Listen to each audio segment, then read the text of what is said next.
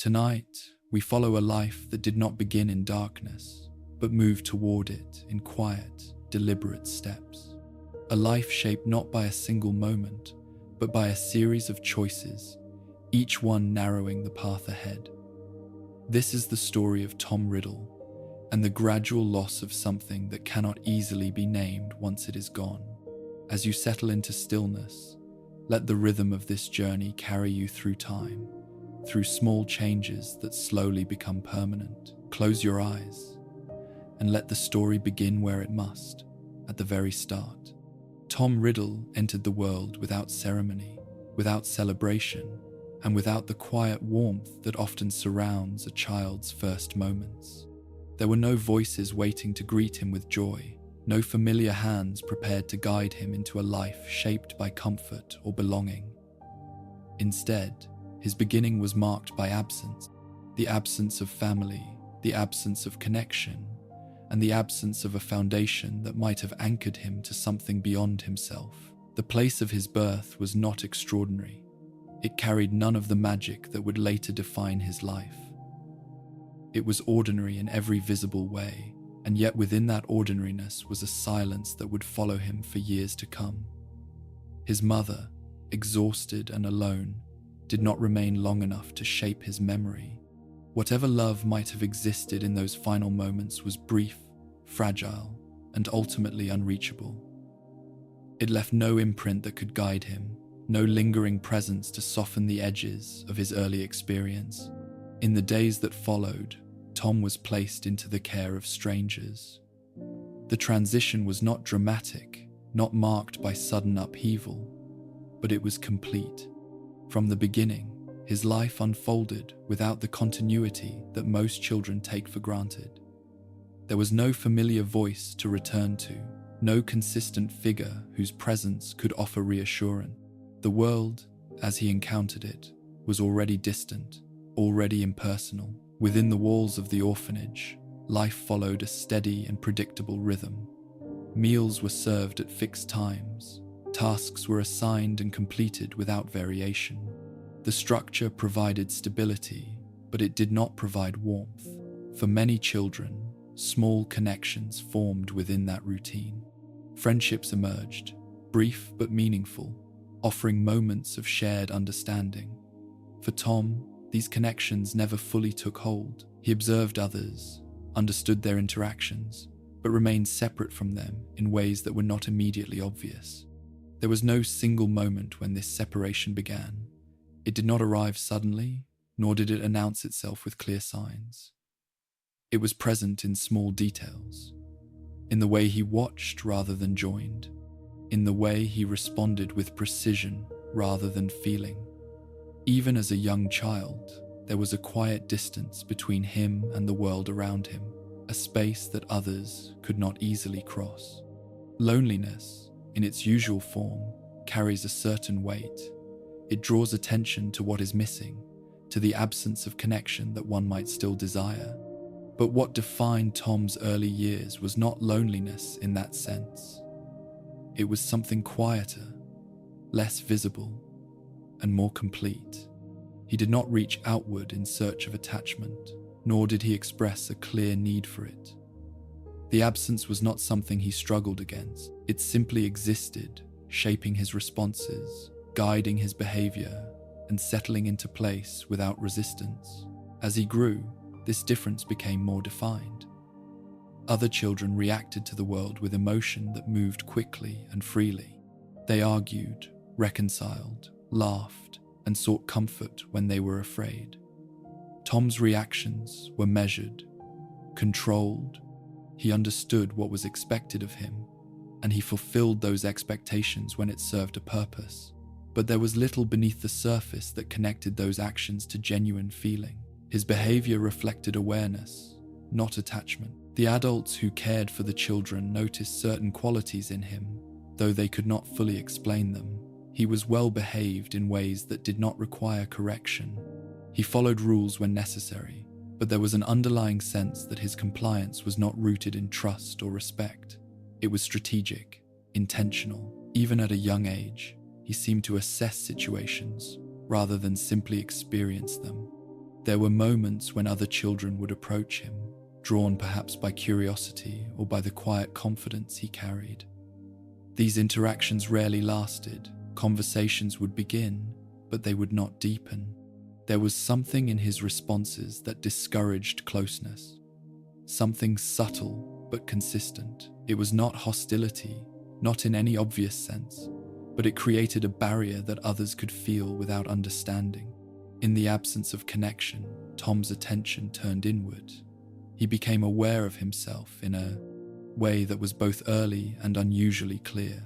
He recognized that he was different, though he did not yet have the language to define that difference. It was not simply a matter of being more capable or more observant. It was something more fundamental, a sense that the rules governing others did not apply to him in the same way. This awareness did not lead to confusion or fear. Instead, it settled into place with quiet certainty. He did not question it. He accepted it as a natural extension of who he was becoming. Without guidance, without a framework to shape that understanding, it remained unchecked, growing slowly but steadily as the years passed.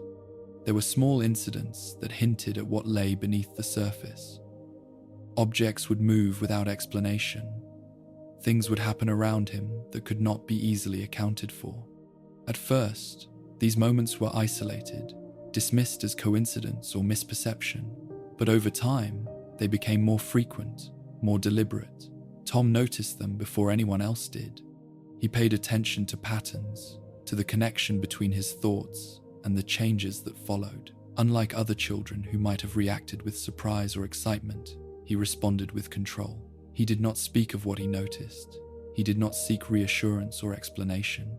Instead, he experimented in quiet ways, testing the limits of what he could influence.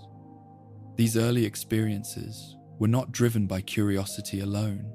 They were guided by a desire to understand power, even before he fully understood what power meant. The absence of attachment shaped how he approached these discoveries.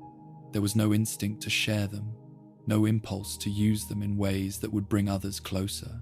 Instead, they became part of a private world, a space where he alone held understanding.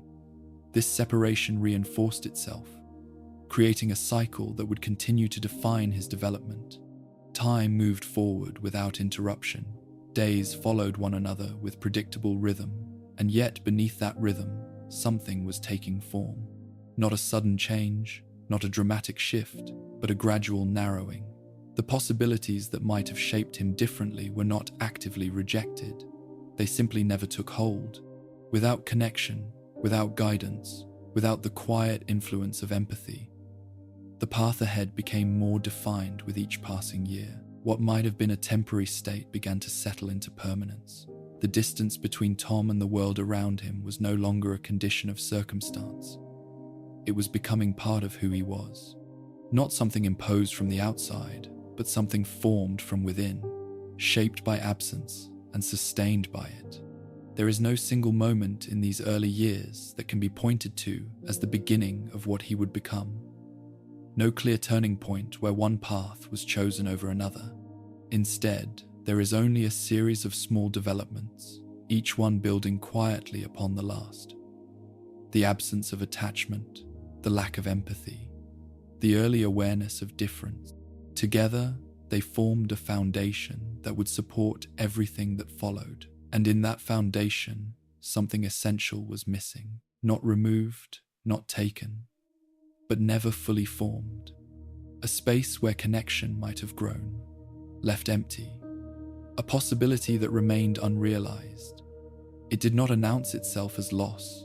It did not demand attention, but it was there, shaping every step forward, guiding a life that would continue to move, steadily and inevitably, away from something it had never truly known. Life within the orphanage followed a pattern that rarely changed. Each day moved forward with quiet predictability, shaped by routine rather than intention. Meals were served at the same hours, tasks were assigned without variation, and the passage of time was marked not by events, but by repetition. For most of the children, This structure provided a kind of stability. It offered boundaries, a sense of order in a world that had already taken much from them. Not comfort, but confirmation. He learned quickly how the system functioned. He observed how authority moved through the building, how rules were enforced, and where those rules could be bent without consequence. The adults who managed the orphanage were consistent in their expectations, but they were not attentive in ways that might have revealed deeper concerns. Their focus remained on maintaining order, ensuring that the children were fed, clothed, and kept within the limits of acceptable behavior. Anything beyond that was often overlooked, not out of neglect, but out of necessity. Tom adapted to this environment with ease. He followed instructions when required, completed tasks with precision, and avoided drawing unnecessary attention to himself. To those who watched him casually, he appeared well-behaved, even cooperative. But beneath that surface, his engagement with the world remained distant. He did not rely on others, nor did he seek their approval. His actions were calculated, shaped by observation rather than feeling. Other children formed bonds in small, imperfect ways. They shared stories, argued over trivial things, and found comfort in each other's presence. These connections were not always stable, but they existed. They created moments of belonging that softened the edges of their shared circumstances.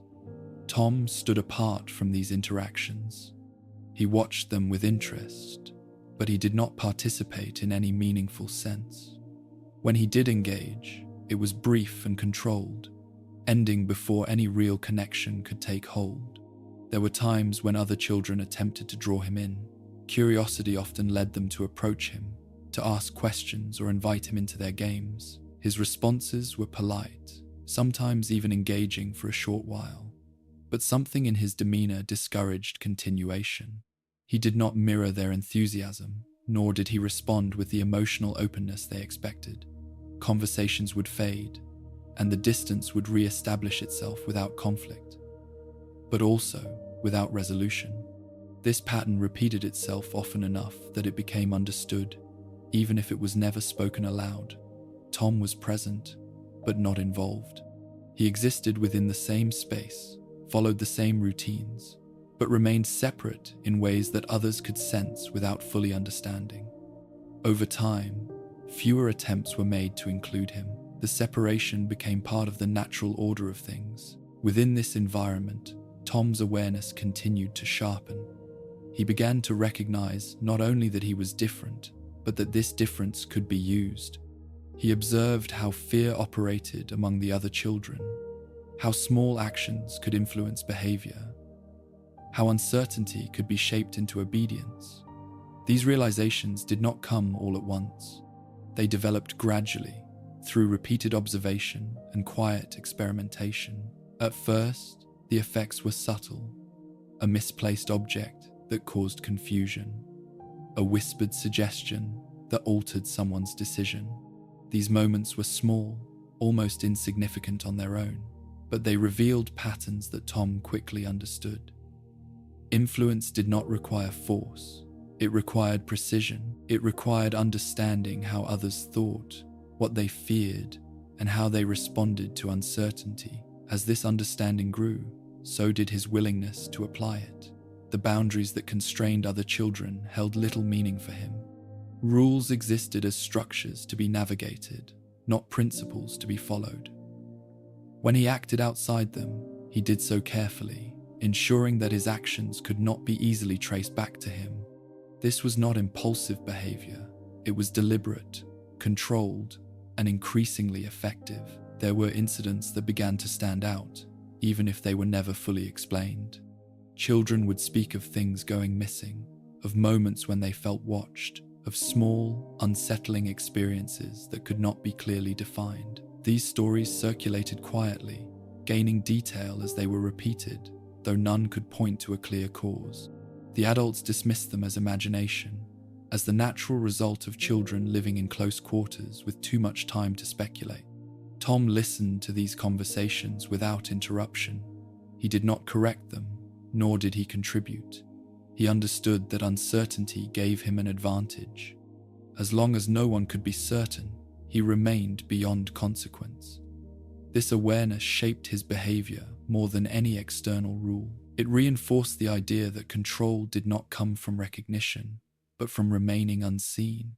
His developing magical ability played a role in this evolution, though it was not yet fully understood by those around him.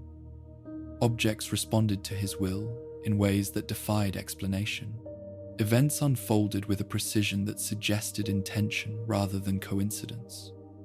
Tom recognized these patterns and began to test them with greater purpose. He did not question whether what he was doing was right or wrong. That distinction held little meaning in a world where connection had never been established. Instead, he focused on results, what could be achieved, what could be controlled. The orphanage provided a contained environment in which these experiments could continue without interruption. The absence of emotional ties allowed him to act without hesitation. There was no internal resistance, no sense of consequence that extended beyond immediate outcomes.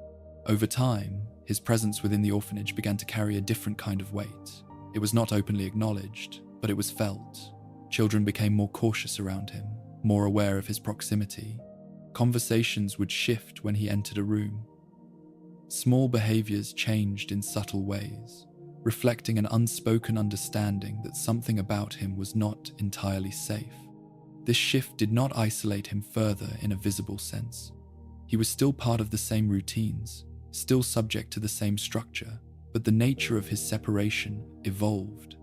It was no longer simply a lack of connection. It became something closer to control. Others adjusted their behavior in response to him, even if they could not explain why. For Tom, this development reinforced what he had already begun to understand. The world could be shaped not through direct force, but through influence, through careful observation and precise action. The absence that had defined his early years was no longer passive. It became active, forming the basis of a perspective that placed him outside the emotional framework that guided others. There was no moment of reflection where he considered what he was becoming, no pause in which he questioned the path he was taking. The process was gradual, almost seamless. Each small step built upon the last, creating a progression that felt natural from within, even as it moved further away from what might have grounded him. The orphanage remained unchanged in its outward form. The same routines continued, the same structure held, but within that stability, something had shifted. Tom was no longer simply a child adapting to his environment. He was beginning to shape it, quietly and with increasing confidence. And in that shaping, something else began to fade. Not suddenly, not in a way that could be easily observed, but steadily. The possibility of connection, already fragile, became more distant with each passing day. The absence that had once been imposed by circumstance was now reinforced by choice. It no longer defined only where he had come from. It defined where he was going. There came a point, not marked by any single event, when Tom's awareness of difference began to settle into something more defined. It was no longer a quiet observation that he did not belong in the same way as the others. It became an understanding that this difference could be used, shaped, and directed. The realization did not arrive with excitement or fear. It arrived with clarity. He had already seen how others reacted to uncertainty. He had watched how confusion unsettled them, how fear altered their behavior, how easily small disruptions could ripple outward into something larger. At first, these observations had been passive. Now, they began to guide his actions. He no longer waited for things to happen. He began to initiate them. The changes were subtle. They did not draw attention in obvious ways. A toy would disappear and reappear somewhere unexpected. A door would close without explanation. A child who had spoken against him would find themselves isolated from others, unsure of how or why their place had shifted. Each incident was small, easily dismissed on its own. Together, they formed a pattern that Tom understood, even if no one else did. He began to notice how quickly people adjusted when they felt something was not right. They became cautious. They avoided certain places. certain conversations. They changed their behavior in ways that were predictable once the pattern was understood. This predictability fascinated him. It suggested that people were not as complex as they appeared, that their actions could be guided, even controlled, with the right approach. Control did not require confrontation. It required patience. It required timing. Tom rarely acted in ways that could be traced directly to him. Instead, he created conditions that led others to behave as he intended. A suggestion placed at the right moment. A look that lingered just long enough to create discomfort. These were not dramatic actions, but they were effective. There were moments when his control extended beyond behavior into something less easily explained. Objects responded to his presence with increasing consistency. Things moved when he focused on them. Events unfolded with a precision that could not be dismissed as coincidence. Tom did not speak of these occurrences. He did not seek to understand them in the way others might have. He accepted them as part of himself, as extensions of a capability that required no justification. What mattered was not why these things happened, but that they did, and that they could be directed. Other children began to sense the change, though they could not name it. There was a growing awareness that being near Tom carried a certain risk, even if that risk was never clearly defined. Conversations would falter when he approached. Groups would shift, creating space without acknowledgement. It was not fear in its most obvious form. It was quieter than that, more uncertain, the kind of unease that settles in without clear reason. Tom observed these reactions with interest. He noted how quickly they developed, how consistent they became. He understood that he did not need to assert himself openly. His presence alone, combined with carefully placed actions, was enough to influence those around him. This realization reinforced something that had been forming for some time. That power did not need to be visible to be effective.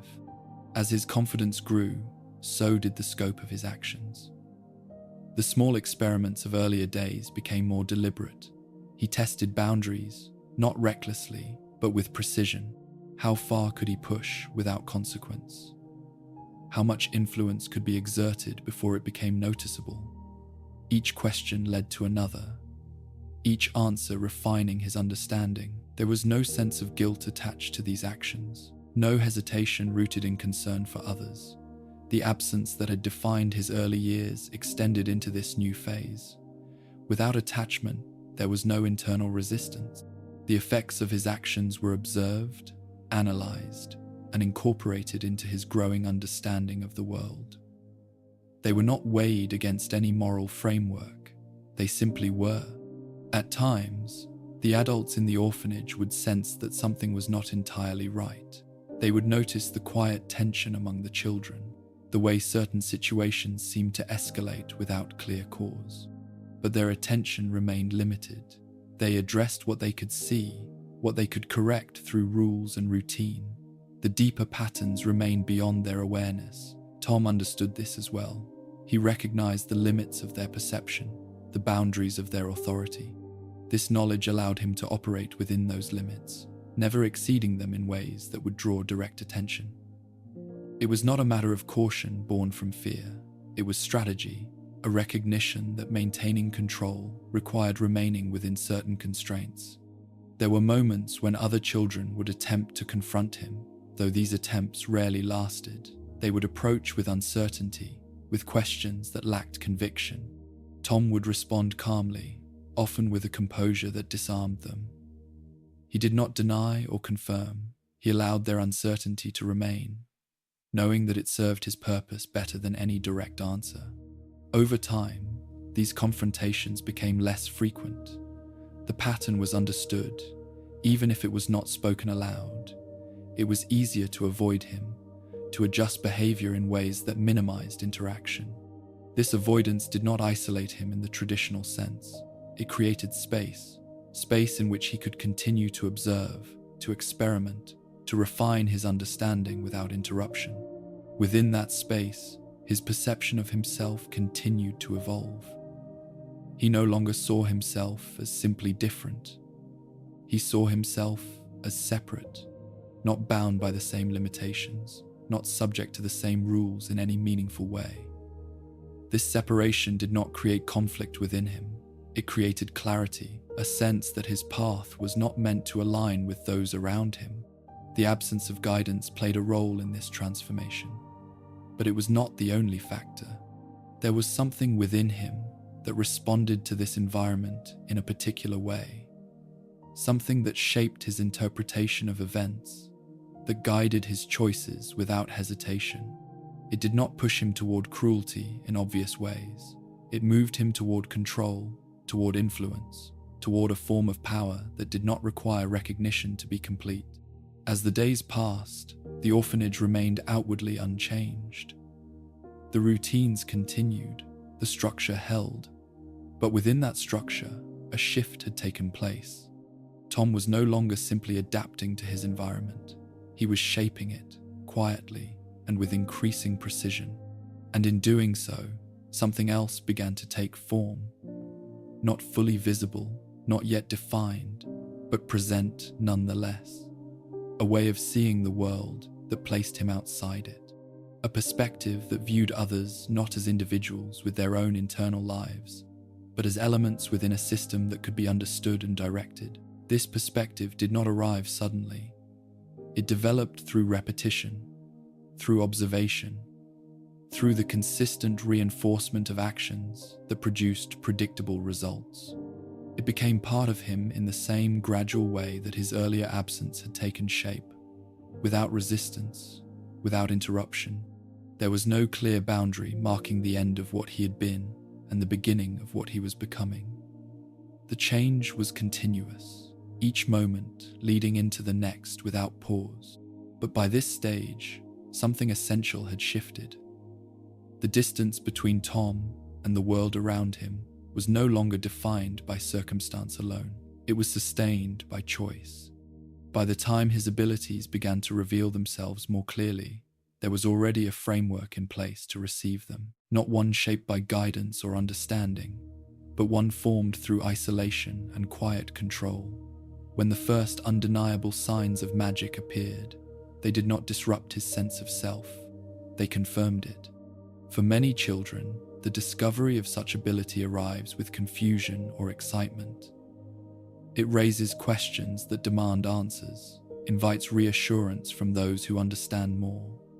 Tom experienced none of this. What emerged in him did not feel unfamiliar. It felt like an extension of something that had always been present, now made visible. The moments themselves were often simple, a cupboard door opening without being touched, objects shifting position when he focused his attention, situations unfolding in ways that seemed to respond directly to his will. At first, these occurrences might have been dismissed by others as coincidence. But for Tom, the pattern was immediate and unmistakable. He did not speak of it. There was no attempt to share what he was experiencing, no effort to seek explanation. Instead, he observed. He tested. He refined his understanding through repetition. Each instance became a point of reference, something to be measured and built upon. His approach was not driven by wonder, but by precision. What set these early experiences apart was not simply the presence of magic, but the absence of hesitation. There was no moment where he questioned whether he should use what he had discovered, no internal voice that suggested restraint. Without a moral framework to shape his decisions, the use of power became a matter of function rather than choice. He began to explore the limits of what he could do, though always within the boundaries that kept him unseen. The orphanage remained a contained environment, one where deviations could be noticed if they became too extreme. Tom understood this instinctively. His actions were measured, never excessive. He did not push beyond what could be explained away, at least not yet. This restraint was not born from fear of consequence in the usual sense. It was strategic. He recognized that maintaining control required subtlety, that the true advantage lay not in open display, but in quiet influence. Magic, as he experienced it, was not something to be revealed. It was something to be used. As his confidence grew, so did the complexity of his actions. He learned that intention mattered, that focus could shape outcomes with increasing reliability. The connection between his thoughts and the world around him became clearer with each experiment. He did not yet understand the nature of magic in any formal sense, but he understood its responsiveness. Other children continued to sense that something about him was different, though they could not articulate why. The unease that had once been subtle became more pronounced in certain moments. When objects moved unexpectedly, when events unfolded in ways that seemed too precise, attention would shift briefly toward him, but without evidence, without explanation. These suspicions faded as quickly as they arose. Tom allowed this uncertainty to remain. He did not correct it, nor did he encourage it directly. He understood that ambiguity served him better than clarity. As long as nothing could be proven, he remained beyond reach. This awareness became central to how he approached his growing abilities. There were instances when his use of magic intersected with his desire for control over others, situations where influence alone was not enough, where a more direct intervention was required. In these moments, he acted without hesitation. The results reinforced what he had already begun to believe, that power, once understood, could shape not only events, but people. These interactions were not driven by emotion. There was no anger that pushed him forward, no desire for recognition. They were calculated, deliberate, and detached. The responses of others were observed with the same focus he applied to everything else. Their fear, their confusion, their attempts to make sense of what they could not understand, all of it became part of a system he was learning to navigate. The adults within the orphanage remained largely unaware of the extent of these developments. They noticed changes in behavior, moments of tension among the children, but they lacked the framework to connect these observations to something larger. Their attention remained fixed on maintaining order, addressing issues that presented themselves clearly and directly. Tom existed within the gaps of that attention. His actions did not disrupt the overall structure, and so they remained unchallenged. This lack of intervention allowed his understanding to deepen without interruption. Each day provided new opportunities to observe, to test, to refine. Without guidance, there was no counterbalance to what he was becoming.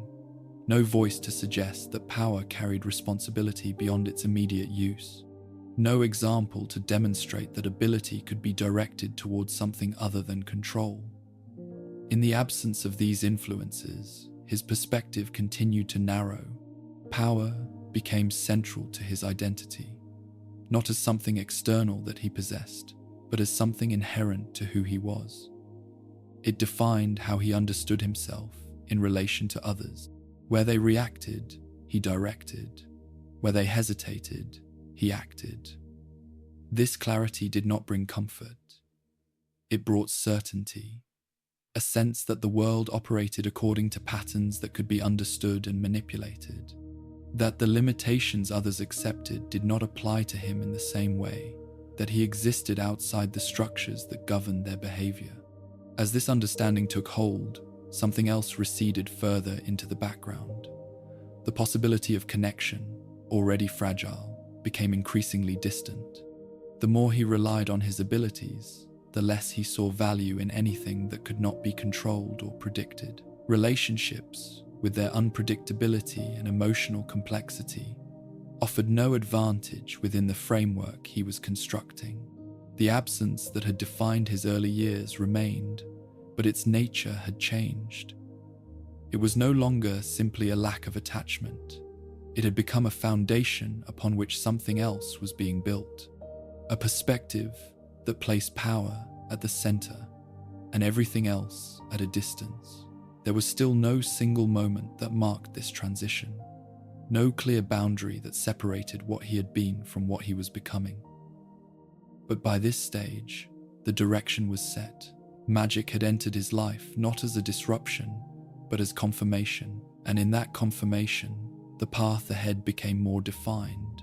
moving steadily away from anything that might have anchored him to a different course. The arrival of someone who understood what he was did not come with warning.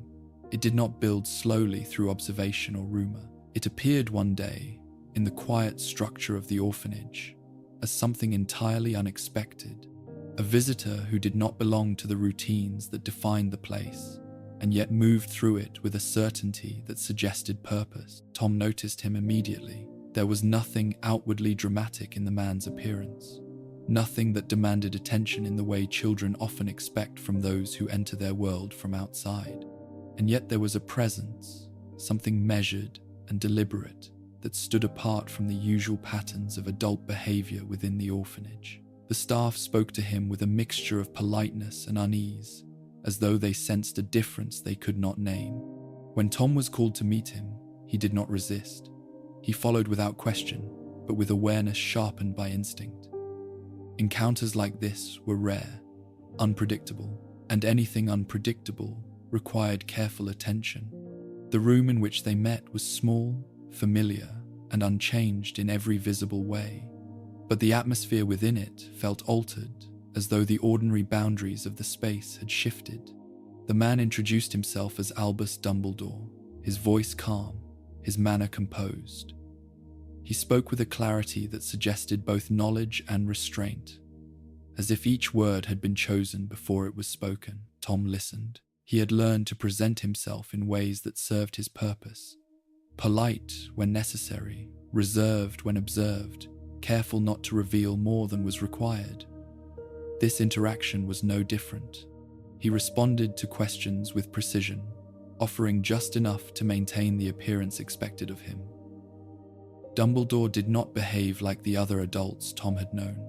He did not rely on authority alone, nor did he attempt to guide the conversation toward predictable conclusions. Instead, he observed.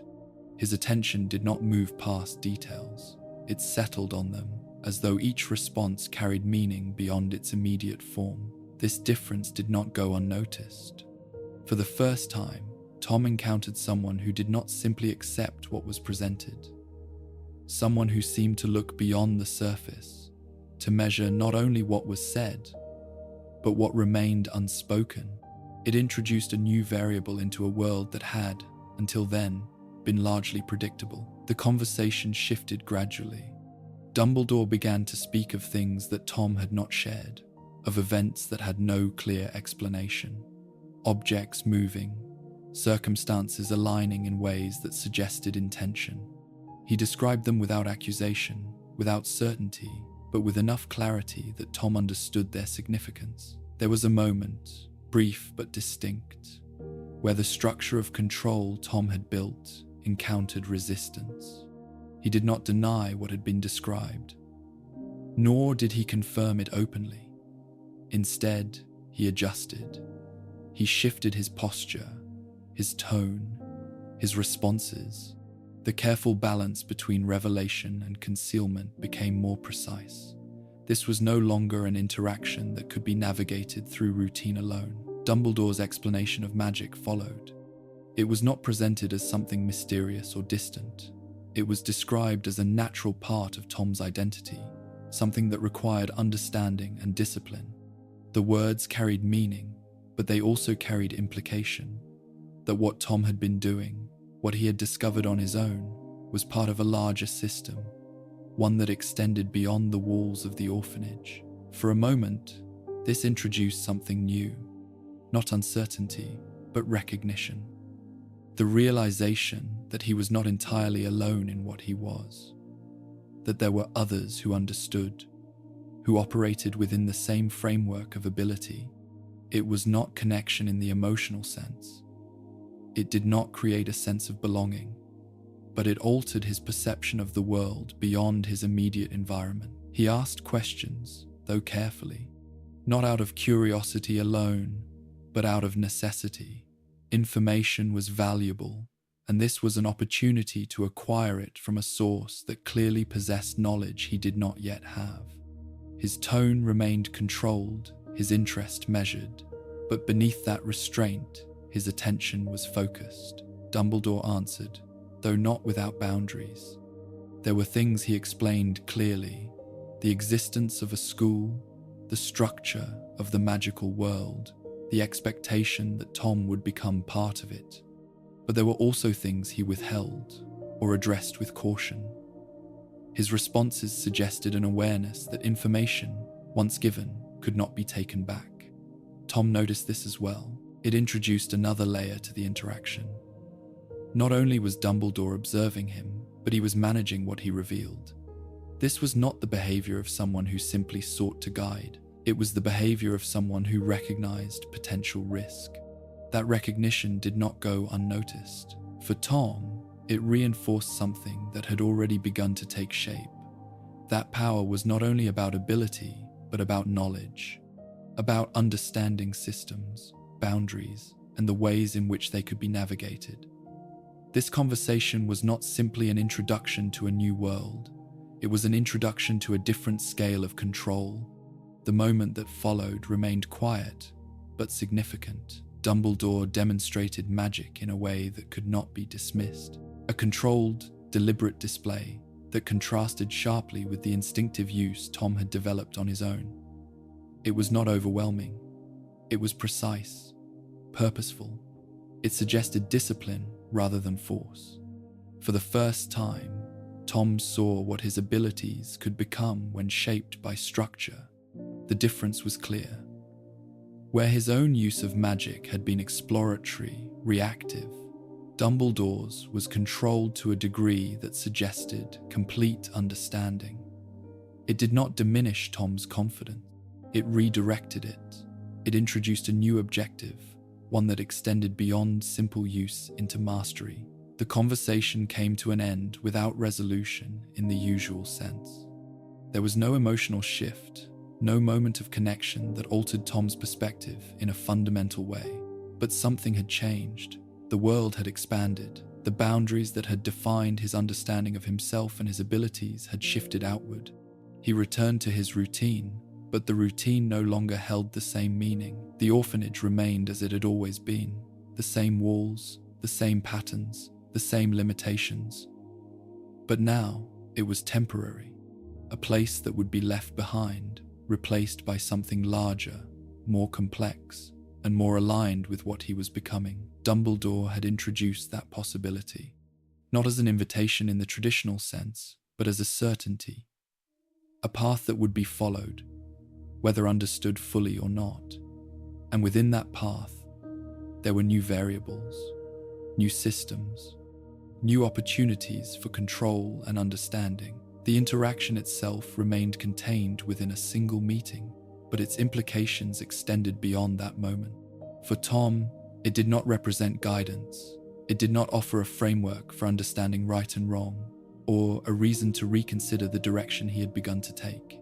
Instead, it provided confirmation that his abilities were real, that they had a place in a larger structure, that the difference he had always recognized in himself was not only valid, but significant. And in that confirmation, something else took shape.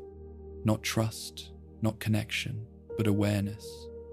The understanding that there were others who could see what he was, who could recognize the patterns he had begun to understand, and that among those others, there would be those who observed as carefully as he did. This awareness did not slow him, it refined him. The path ahead was no longer defined only by isolation and experimentation.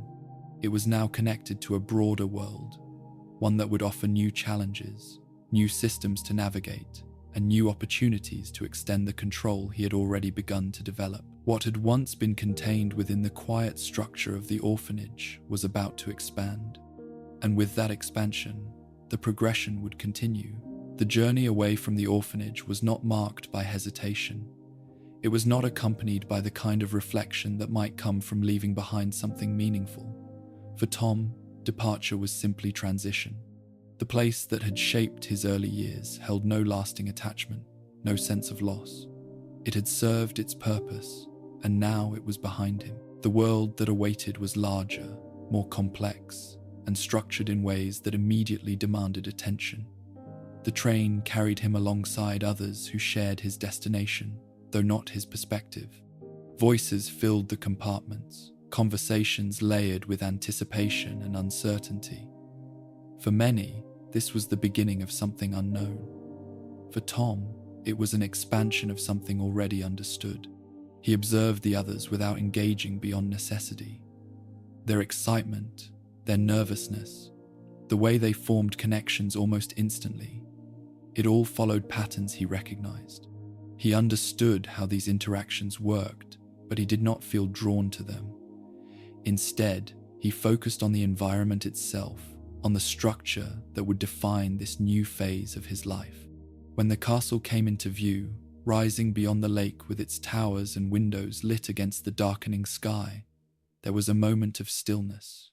Not awe in the usual sense, but recognition. This place represented something significant, not because of its appearance, but because of what it contained. Knowledge, structure, power, refined and organized. The transition from arrival to entry moved with quiet ceremony. Boats carried the students across the water, the surface reflecting light in shifting patterns. The air carried a sense of expectation, though it manifested differently for each of them. For Tom, it was not expectation of belonging, it was expectation of opportunity. Inside the castle, the scale of everything became clearer. The halls stretched outward, layered with history that could be felt even if it was not yet understood. Voices echoed against stone, footsteps marking movement through spaces that had existed long before any of them arrived. It was a place built on continuity, on the passing of knowledge from one generation to the next. Tom moved through it with measured attention. The moment of sorting approached without urgency. Others displayed visible tension, their reactions shaped by uncertainty about where they would be placed, what it would mean for their future. Tom approached the process differently. The outcome mattered, but not in the same way.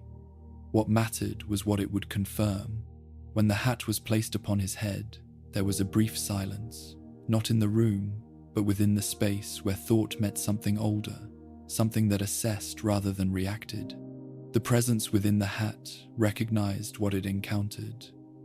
Not just intelligence, but clarity. Not just ambition, but direction. The decision came quickly, Slytherin.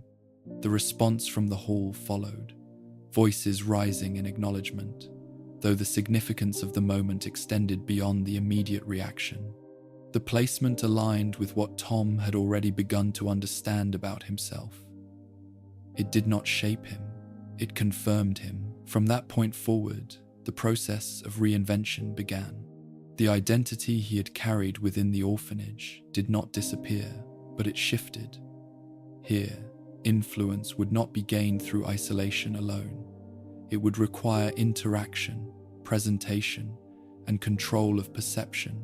Tom adjusted accordingly. He learned quickly how to speak in ways that invited trust, how to present himself as composed, intelligent, and worthy of attention.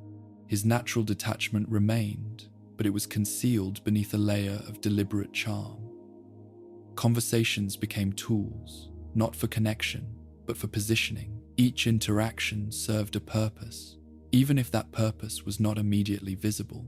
Teachers recognized his ability early. His responses were precise. His understanding advanced beyond what was expected at his level. He absorbed information with efficiency, not simply learning what was taught, but identifying the structures beneath it, the patterns that governed magic, the principles that could be extended beyond their basic application. Praise followed, though it did not alter his approach. Recognition was useful, but it was not the goal.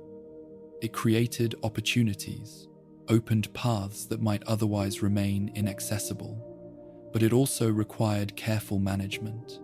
Too much attention could limit flexibility, create expectations that restricted movement. Tom maintained a balance, excelling without excess, standing out without drawing unnecessary scrutiny. Among his peers, a similar pattern emerged. He did not form friendships in the conventional sense. Instead, he allowed others to move toward him, drawn by his confidence, his intelligence, the ease with which he navigated situations that unsettled them. These connections remained controlled. He revealed only what was necessary, enough to maintain their interest without allowing them to see beyond the surface. The mask he constructed was effective. It presented a version of himself that aligned with the expectations of the environment. Capable, composed, engaged. It concealed the distance that remained unchanged beneath it. The absence that had defined his early years did not diminish. It adapted, becoming less visible, but no less present. Within this new structure, his understanding of power continued to evolve.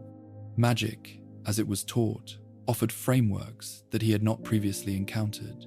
It provided language for what he had experienced instinctively, systems that explained how and why certain effects occurred. This knowledge did not limit him. It expanded his capacity to apply what he had already begun to explore. He did not approach these lessons with the same curiosity as others. For many, learning magic was a process of discovery, of understanding something new and unfamiliar. For Tom, it was refinement, a way to bring order to abilities he had already begun to shape on his own. The instruction he received did not alter his perspective. It strengthened it. As the days passed, his place within the castle became more defined. He was recognized not only for his academic ability, but for his presence. The way he moved through the environment with confidence, the way he engaged when necessary and withdrew when it served him. Others adjusted their behavior in response, though they may not have been fully aware of why. The castle itself became a system to be understood. Its routines, its hierarchies, the subtle dynamics between students and teachers, each element offered information that could be observed, analyzed, and used. Tom approached this environment as he had approached the orphanage, but on a larger scale, with greater complexity, but also greater opportunity. There were moments when the distinction between what he presented and what he was became more apparent. In quiet spaces, away from observation, the mask was no longer necessary. The composure remained, but without the added layer of performance. It was in these moments that his thoughts moved more freely, unrestrained by the need to manage perception. He did not question what he was becoming. There was no internal conflict between the identity he presented and the one he maintained privately. Both served a purpose. Both contributed to the same progression. The difference between them was not contradiction, it was function. The environment of Hogwarts provided structure, knowledge, and access to resources that extended far beyond what he had known before, but it did not provide something else. It did not introduce a reason to change direction. The influences around him offered guidance in terms of skill, in terms of understanding the mechanics of magic, but they did not reach the deeper absence that had shaped his early years. They did not alter the way he viewed others or the way he positioned himself in relation to them. Instead, they reinforced his trajectory. The separation he had felt before was now supported by knowledge, by ability, by recognition.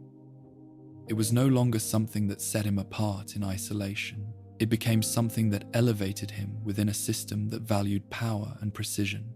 And within that system, the process continued, the gradual movement away from what might have grounded him and towards something defined not by connection, but by control. Belonging, in its usual form, brings a kind of ease. It allows a person to settle into a place without constant awareness of different. For Tom, what he found within his house was not belonging in that sense. It was alignment. The values that defined the space around him did not need to be explained in detail. They were present in the way students spoke, in the way they measured one another, in the quiet assumptions that shaped their interactions. Ambition was not questioned, it was expected. Strength was not something to be hidden, it was something to be refined and displayed, though always with control. This environment did not introduce something new to Tom. It reflected something that had already begun to take shape within him. He observed how others within the house approached power. Some sought recognition openly, competing for attention, for status, for influence that could be seen and acknowledged. Others moved more carefully, building their position through subtle actions, through alliances that formed gradually over time. Both approaches revealed something about the structure he had entered.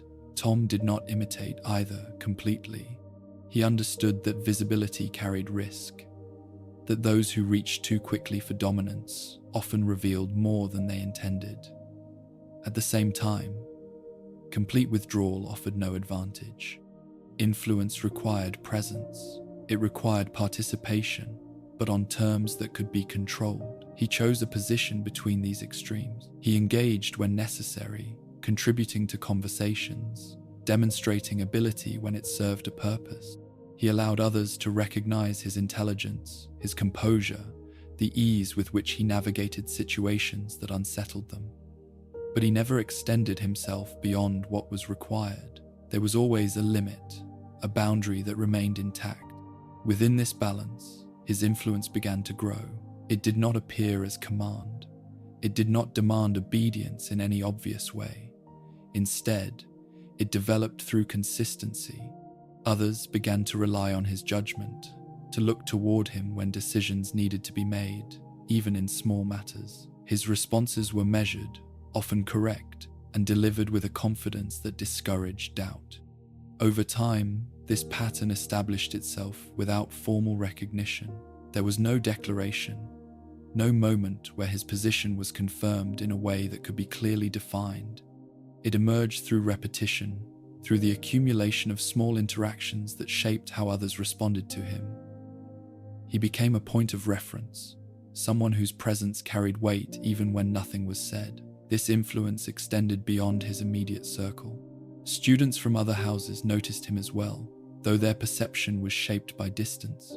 They saw the same qualities, the same controlled confidence, but without the context that might have explained it. To them, he was simply someone who stood apart, someone whose presence carried an edge they could not fully understand. Tom did not seek to correct these perceptions. He allowed them to exist, recognizing that uncertainty often worked in his favor. The less others understood, the more they adjusted their behavior in response. This adjustment created space, and within that space, his influence could expand without resistance. The structure of the house reinforced this progression. Ambition, once internal, became external. It was no longer simply a part of how he understood himself. It was validated by the environment around him. Others valued the same qualities, pursued similar goals, measured success in comparable ways. This alignment did not create connection, but it removed opposition. Without opposition, his direction became clearer. There were moments when the expectations of the house might have encouraged different choices, instances where collaboration could have led to stronger bonds, where shared ambition might have developed into something closer to partnership. Tom did not pursue these paths. He recognized their potential, but he also recognized their limitations. True reliance on others introduced variables that could not be controlled. Trust required openness. Openness created vulnerability. These were conditions he avoided instinctively, without needing to articulate the reasons. The absence that had defined his early years remained present, shaping his decisions even within an environment that appeared to support him. As his understanding of the house deepened, so did his awareness of its history, the legacy it carried, the figures it had produced, the reputation it maintained within the wider structure of the school. These elements did not exist as distant concepts. They formed part of the identity he was constructing, not in a way that bound him to tradition, but in a way that provided context. He saw how identity could be shaped, not only by individual action, but by association. The name of the house carried weight. It influenced how others responded, how expectations were formed before any action was taken. Tom understood the value of this. It offered a framework within which he could operate, a structure that amplified his presence without requiring additional effort. He used it accordingly. At the same time, he remained aware that association alone was not enough. To rely solely on the identity of the house would be to limit himself to what had already been established. His ambition extended beyond that. He did not seek to fit within an existing structure. He sought to move through it, to use it as a foundation for something more. This distinction remained internal. He did not express it openly, nor did he allow it to shape his outward behavior in ways that could be easily observed. But it guided his decisions, influencing how he approached each situation, each interaction, each opportunity that presented itself. The validation he received within the house reinforced his trajectory. It did not challenge his perspective. It did not introduce alternatives that might have altered his direction. Instead, it confirmed what he had already begun to believe, that his approach was effective, that his understanding of power and control aligned with the environment around him. This confirmation did not create satisfaction. It created momentum. Each step forward felt justified, not because it was examined and chosen carefully, but because it produced results that aligned with his expectations. The absence of resistance allowed this process to continue without interruption. And so the progression continued. The house did not change who he was. It provided a space in which who he was could develop more fully. It removed barriers, replaced uncertainty with structure, and offered a framework that supported the direction he was already moving toward. Within that framework, his identity became more defined, not through sudden transformation, but through steady reinforcement. Each interaction, each decision, each observation contributing to a larger pattern that shaped how he understood himself and the world around him.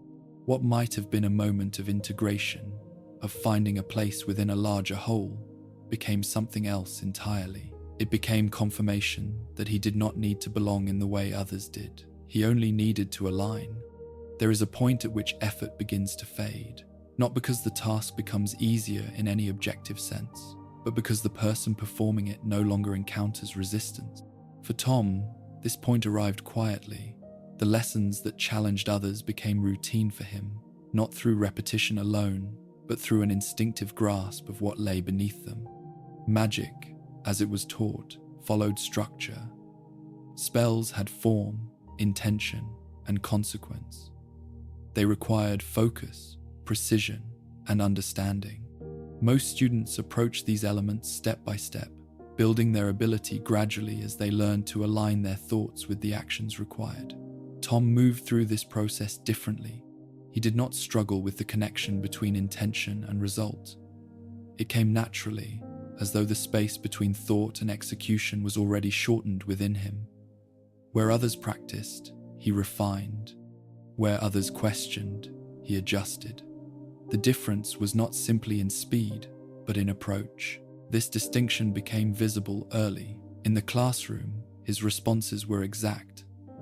Instructions were followed with precision, often exceeding what had been asked without appearing to do so deliberately. Professors noted his ability, sometimes with approval, sometimes with a quiet unease that was not easily explained. Talent, in itself, was not unusual, but the ease with which he applied it suggested something more. Tom accepted this recognition without reaction. He did not seek praise, nor did he reject it. It was information, nothing more. It indicated how he was perceived, how his actions influenced those around him. This awareness allowed him to maintain balance, to ensure that his ability remained an advantage without becoming a point of limitation. There were moments when others attempted to measure themselves against him. Students compared results, observed his performance, and adjusted their own efforts in response. Some approached him directly, seeking explanation or guidance. He provided it when it served a purpose, offering insight in ways that reinforced his position without revealing the full extent of his understanding. These interactions remained controlled. He did not become a mentor in any meaningful sense. He did not invest in the progress of others beyond what was necessary to maintain the structure he had established around himself. Knowledge was shared selectively, distributed in ways that preserved his advantage. Within this environment, mastery did not feel like achievement, it felt like confirmation. Each success reinforced what he had already begun to understand, that his abilities operated on a level that others could not easily reach. that the limits imposed by instruction did not apply to him in the same way. This realization did not lead to arrogance in its most visible form. It led to certainty. Certainty, once established, removed hesitation. There was no longer a need to question whether he could succeed. The question became how far that success could extend. What boundaries existed beyond those already defined? What possibilities remained unexplored? Tom began to move beyond the immediate requirements of his lessons. He studied not only what was assigned, but what lay beyond it. Texts that were not part of the standard curriculum. Theoretical work that explored the foundations of magic in ways that required more than basic understanding. These materials offered something different, not just knowledge, but perspective. He absorbed this information with the same precision he applied to everything else. Patterns emerged. Connections formed between ideas that others might have considered separate. The structure of magic became clearer, not as a collection of spells, but as a system governed by principles that could be understood and manipulated. This understanding did not bring restraint. It expanded his sense of possibility. There were areas of study that others approached with caution, subjects that carried implications beyond their immediate application. Tom did not avoid these areas. He explored them with the same measured focus, recognizing that knowledge, in any form, could be useful if it was understood properly. The distinction between acceptable and unacceptable knowledge held little meaning for him. What mattered was function, what could be done, what could be achieved. This approach did not go entirely unnoticed. Certain professors observed the direction of his interests, the depth of his questions, the areas in which his attention lingered longer than expected. They responded with guidance, sometimes with subtle redirection, though always within the limits of what could be enforced without clear cause. Tom accepted this guidance outwardly. He adjusted his visible focus when necessary, aligning his actions with expectations in ways that maintained his position. But internally, his direction remained unchanged. The knowledge he sought was not limited to what was offered openly. It extended into areas that required patience to access. Within the broader structure of the school, his reputation continued to develop. He was recognized as capable, reliable, and composed. Someone who could be trusted to perform at a level that met or exceeded expectations. This perception created opportunities, opening paths that might otherwise have remained closed. Tom used these opportunities with care. He understood that access was as important as ability, that being placed in positions of trust allowed him to observe and interact with aspects of the system that others might not encounter. Each new level of access provided additional information, further refining his understanding. The absence of limits shaped his progression. Where others encountered obstacles that required adjustment, he encountered none that could not be resolved through focus and application. This lack of resistance did not challenge him to reconsider his approach. It encouraged him to extend it. Over time, this created a subtle shift. Mastery, once a goal, became a baseline. Something expected. Something assumed. The absence of difficulty removed a certain kind of feedback, the kind that might have introduced reflection or caution. Without it, his path remained uninterrupted. This uninterrupted progression carried its own consequence. Without limits, there was no reason to slow down. Without resistance, there was no need to question direction. Each step forward reinforced the next, creating a continuous movement that felt natural from within, even as it moved further from any external measure of balance. There were still moments of observation, moments where Tom considered the behavior of others, the structure of the environment, the implications of what he was learning. But these moments did not alter his course. They informed it. His position within the system became secure, not through effort alone, but through consistency. He was known, understood in certain ways, and accepted within the framework that defined success. This acceptance did not create connection. It created stability. Within that stability, his development continued. The distinction between what he could do and what he chose to do became increasingly important. Ability no longer defined his actions. Choice did, and those choices were guided by a perspective that had formed long before he entered this environment. The absence that had shaped him remained present, influencing how he interpreted everything he encountered. Power was not balanced by empathy. Knowledge was not tempered by reflection. Mastery did not lead to restraint. It led to expansion. And with each expansion, the distance between what he was capable of and what might have guided him differently grew wider, not suddenly, not in a way that could be easily observed, but steadily and without interruption. As time passed, the space around Tom did not remain empty. It began to fill, not with connection in the way others experienced it, but with presence. Students gathered near him more often, drawn by something they could not fully define. It was not warmth, nor was it familiarity. It was certainty. People are often drawn towards certainty, especially in environments where much remains unclear. At Hogwarts, uncertainty was everywhere. Lessons challenged them. Rules shifted depending on context, and the future felt distant and undefined. Within that uncertainty, Tom presented something different, a sense of direction that did not waver. At first, the gatherings were incidental, a conversation after class that extended longer than expected, a shared table in the common room where others chose to sit nearby rather than elsewhere. Small interactions that repeated often enough to form a pattern. Tom did not invite these moments directly. He allowed them to occur, observing how they developed without interference. Those who approached him did so for different reasons. Some were drawn by his ability, hoping to understand how he achieved results that seemed out of reach. Others were influenced by his composure, the way he moved through situations without visible doubt.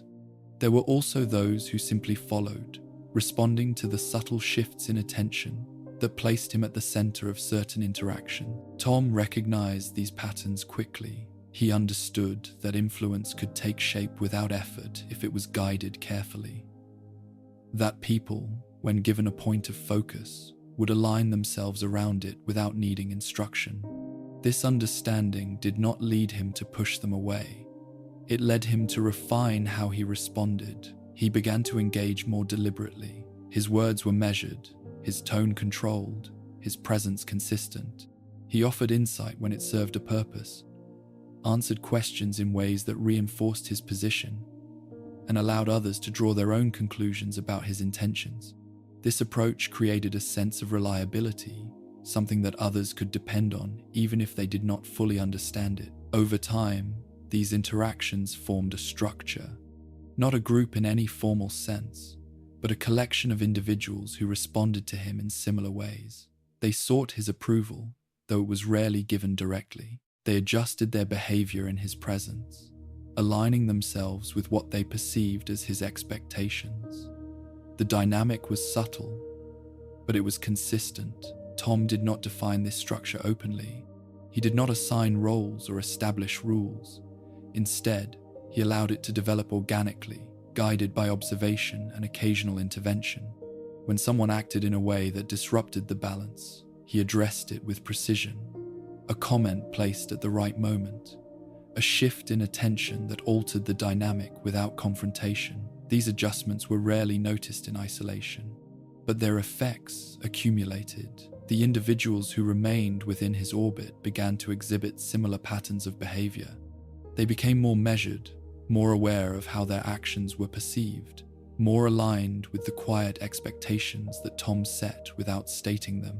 This alignment created cohesion, though it was not based on shared understanding. It was based on response. There were moments when the nature of these relationships became clearer, when someone attempted to move beyond the established boundaries, seeking something closer to friendship or connection. Tom redirected them, sometimes subtly, sometimes with more direct clarity. The result was always the same. The relationship returned to its previous form, defined by distance rather than closeness. This consistency reinforced the structure. Those who remained understood, even if only intuitively, that there were limits to how close they could come. that their place within this arrangement was conditional, shaped by their ability to align rather than to connect. This understanding did not discourage them. It solidified their position. Influence, once established, began to extend further. Students outside his immediate circle became aware of the pattern. They observed how others responded to him, how decisions seemed to form around his presence, how certain outcomes aligned with his involvement. This awareness created a secondary layer of influence, one that did not require direct interaction. Tom remained aware of this expansion. He adjusted his behavior accordingly, ensuring that the growth of his influence did not exceed the limits of what could be maintained without resistance. Visibility increased, but it was controlled. Recognition spread, but it was shaped by consistency rather than display. Within this environment, relationships took on a different meaning. They were no longer potential sources of connection. They were elements within a system. Each individual represented a variable that could be understood, positioned, and, when necessary, adjusted. This perspective did not diminish their usefulness, it defined it. There was no conflict in this approach, no sense that something was missing or that an alternative path existed. The absence that had shaped his earlier years remained intact, guiding how he interpreted every interaction. Without attachment, there was no expectation of reciprocity. Without empathy, there was no need to consider impact beyond outcome. As his influence grew, so did his understanding of its limitations. Control, even when subtle, required maintenance. It depended on consistency, on the ability to anticipate responses and adjust before imbalance occurred. Tom approached this with the same precision he applied to everything else. He observed, refined, and maintained. There were no sudden shifts, no dramatic assertions of authority. The structure he created did not rely on overt dominance. It relied on presence, on the quiet certainty that others responded to without needing to understand why. This approach allowed him to operate within the existing system without disrupting it. The result was stability, a network of individuals whose behavior aligned in predictable ways, whose responses could be anticipated and, when necessary, directed. This stability provided a foundation for further development, a framework within which his influence could continue to expand. And within that framework, something else became clearer: the distinction between influence and connection. Tom did not seek to bridge the distance between himself and others. He maintained it. He used it. The space that separated him from those around him was not a barrier to be crossed. It was a position of advantage. From that position, he could observe without being observed in return. He could guide without appearing to do so. He could shape outcomes without needing to be acknowledged. This understanding did not arrive as a revelation. It developed through repetition, through the consistent application of patterns that produced reliable results. Each interaction reinforced the next, creating a progression that felt natural, even inevitable. The absence that had once defined his isolation now defined his influence. And with each step forward, the possibility of something different became more distant, not because it was actively rejected, but because it no longer served a purpose within the structure he had created. There are moments in a life when identity, once assumed to be fixed, begins to shift under closer examination. For Tom, this shift did not come from uncertainty about who he was, but from a growing awareness that his origins did not align with the image he had begun to construct. The question was not whether he was different. That had long been understood. The question became why. The name he carried had always felt incomplete. It connected him to nothing that held meaning, offered no sense of continuity, no trace of something that could be followed backward into understanding. Within the orphanage, this absence had been accepted without question. At Hogwarts, surrounded by others who spoke of family histories, inherited traits, and legacies that extended beyond themselves, the absence became more defined. He began to listen more closely. Conversations that others treated casually became sources of information. Mentions of lineage, of ancestral connections, of the ways in which identity could be shaped by those who came before. These ideas did not create envy, they created focus. If others could trace themselves backward, then so could he. The process began quietly. Names were examined, records considered, fragments of information gathered without drawing attention. Tom approached this search with the same precision he applied to everything else. Each detail was weighed, each possibility explored with patience. He did not rush toward conclusions. He allowed the structure to form gradually. What he found did not come all at once. It revealed itself through connection, through patterns that aligned when viewed from the right perspective. The name Riddle, unremarkable on its own, led to something beyond it. A lineage that extended into the past, one that carried significance within the structure of the magical world. This discovery did not bring satisfaction in the way others might have experienced it. It brought correction. The absence that had defined his early identity was replaced, not with connection, but with explanation. He understood now that what set him apart was not an anomaly, it was inheritance, a continuation of something that existed long before he did. The implications of this understanding were immediate. If his abilities were rooted in lineage, then that lineage mattered. It carried weight, not only in terms of identity, but in terms of potential. What he could become if that lineage was fully realized. At the same time, another element of his origin became clear: the presence of a non-magical parent. This detail did not integrate into his understanding easily. It disrupted the clarity that had begun to form, introducing a contradiction that required resolution. He examined it carefully, considering its place within the structure he was building. The conclusion came with certainty. The non-magical element did not define him. It was incidental, a deviation from what he recognized as his true nature. The part of his lineage that carried power, that aligned with what he had always sensed within himself, was what mattered. The rest could be dismissed. This dismissal was not emotional, it was deliberate. He did not experience conflict over the decision. There was no hesitation, no sense of loss attached to what he set aside. The process was logical, guided by the same perspective that had shaped his understanding of everything else. What did not serve a purpose could be removed.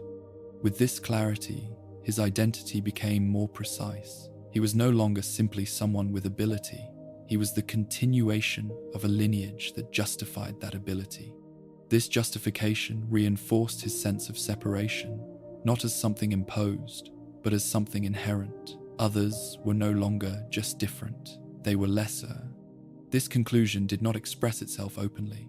It remained internal, shaping how he interpreted interactions, how he positioned himself within the structure of the school. It influenced his decisions in ways that were subtle but consistent. His interest in certain subjects began to deepen: magical history, lineage, the transmission of power across generations. These areas offered context, not only for understanding the past, but for shaping the future. They suggested that identity was not fixed, but constructed through choice, through alignment with what one chose to value. Tom aligned himself accordingly. The name he had been given no longer held significance. It represented a past that did not align with the identity he was constructing. He began to distance himself from it, not in a way that could be easily observed, but in the way he thought about himself. Names, he understood, carried power. They defined how others perceived, how expectations were formed. If his name did not reflect what he had become, then it would need to change. This realization did not lead to immediate action. It settled into place, becoming part of a larger plan that would unfold over time. The search for identity had moved beyond discovery. It had become transformation. Each piece of information he uncovered did not simply add to his understanding. It reshaped it. The past was no longer something to be accepted as given. It was something to be reinterpreted, adjusted to align with the direction he had chosen. Within this process, connection remained absent.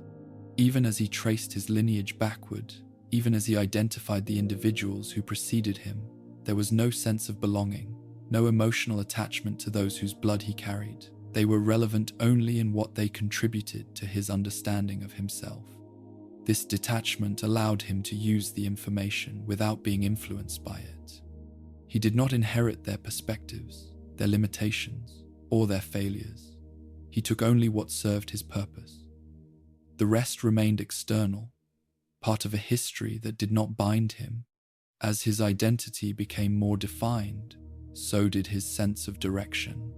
The path ahead was no longer shaped solely by ability or opportunity. It was guided by a framework that placed him within a larger context, one that justified his actions and reinforced his perspective. The absence that had once defined his isolation had been replaced by something else. Not connection, but certainty. A certainty that who he was could be shaped, refined, and elevated beyond what had been given to him at birth. That identity was not something to be accepted, but something to be constructed with precision. And within that construction, the separation between himself and others became more than a difference. It became a principle. There are moments when thought becomes action, when ideas that have remained contained begin to take form in the world outside the mind. For Tom, this transition did not feel abrupt. It followed a progression that had been building for some time, shaped by understanding, reinforced by certainty, and guided by a perspective that no longer required hesitation. The knowledge he had uncovered about his lineage did more than clarify his identity. It provided direction. It suggested that what he had sensed within himself was not only real, but significant. That his abilities were not isolated, but connected to something older, something that had left traces behind. Among those traces was a place, hidden, spoken of in fragments, referenced in ways that blurred the line between history and legend. The Chamber of Secrets existed as an idea within the structure of the school, something acknowledged but not fully understood. For most, it remained distant, a story that carried more uncertainty than meaning. For Tom, it represented possibility. He approached it not with disbelief, but with focus. The idea that something could exist beneath the surface, concealed yet present, aligned with the way he understood the world. What was hidden could be found. What was uncertain could be clarified. It was simply a matter of identifying the pattern that led to it. The search began quietly. He gathered information in the same way he had approached his lineage, through observation, through careful attention to detail. Conversations were noted, references examined, locations considered. The structure of the castle, complex and layered, offered many paths, but only one would lead where he intended. Patience guided him. He did not rush toward discovery. He allowed the process to unfold, each step building upon the last. The absence of immediate results did not discourage him. It refined his approach, narrowing the possibilities until only one remained. When the entrance revealed itself, it did not come as a surprise. It felt like confirmation. The presence of the chamber beneath the castle aligned with everything he had begun to understand. That power could exist unseen, that what was hidden often carried greater significance than what was visible. The space itself, once entered, reflected this principle. It was silent, vast, and untouched by the passage of ordinary time. The air carried a stillness that separated it from the world above. Every movement within it felt deliberate, as though the act of entering had already set something into motion. Tom did not hesitate. He moved forward with the same measured control that had defined his actions up to that point. What he encountered within the chamber was not simply an object or a space. It was a presence. The basilisk, ancient and bound to the purpose for which it had been placed there, responded to him in a way that confirmed his understanding. It did not resist. It did not question. It recognized something in him, something that aligned with the intent for which it existed. This recognition carried weight.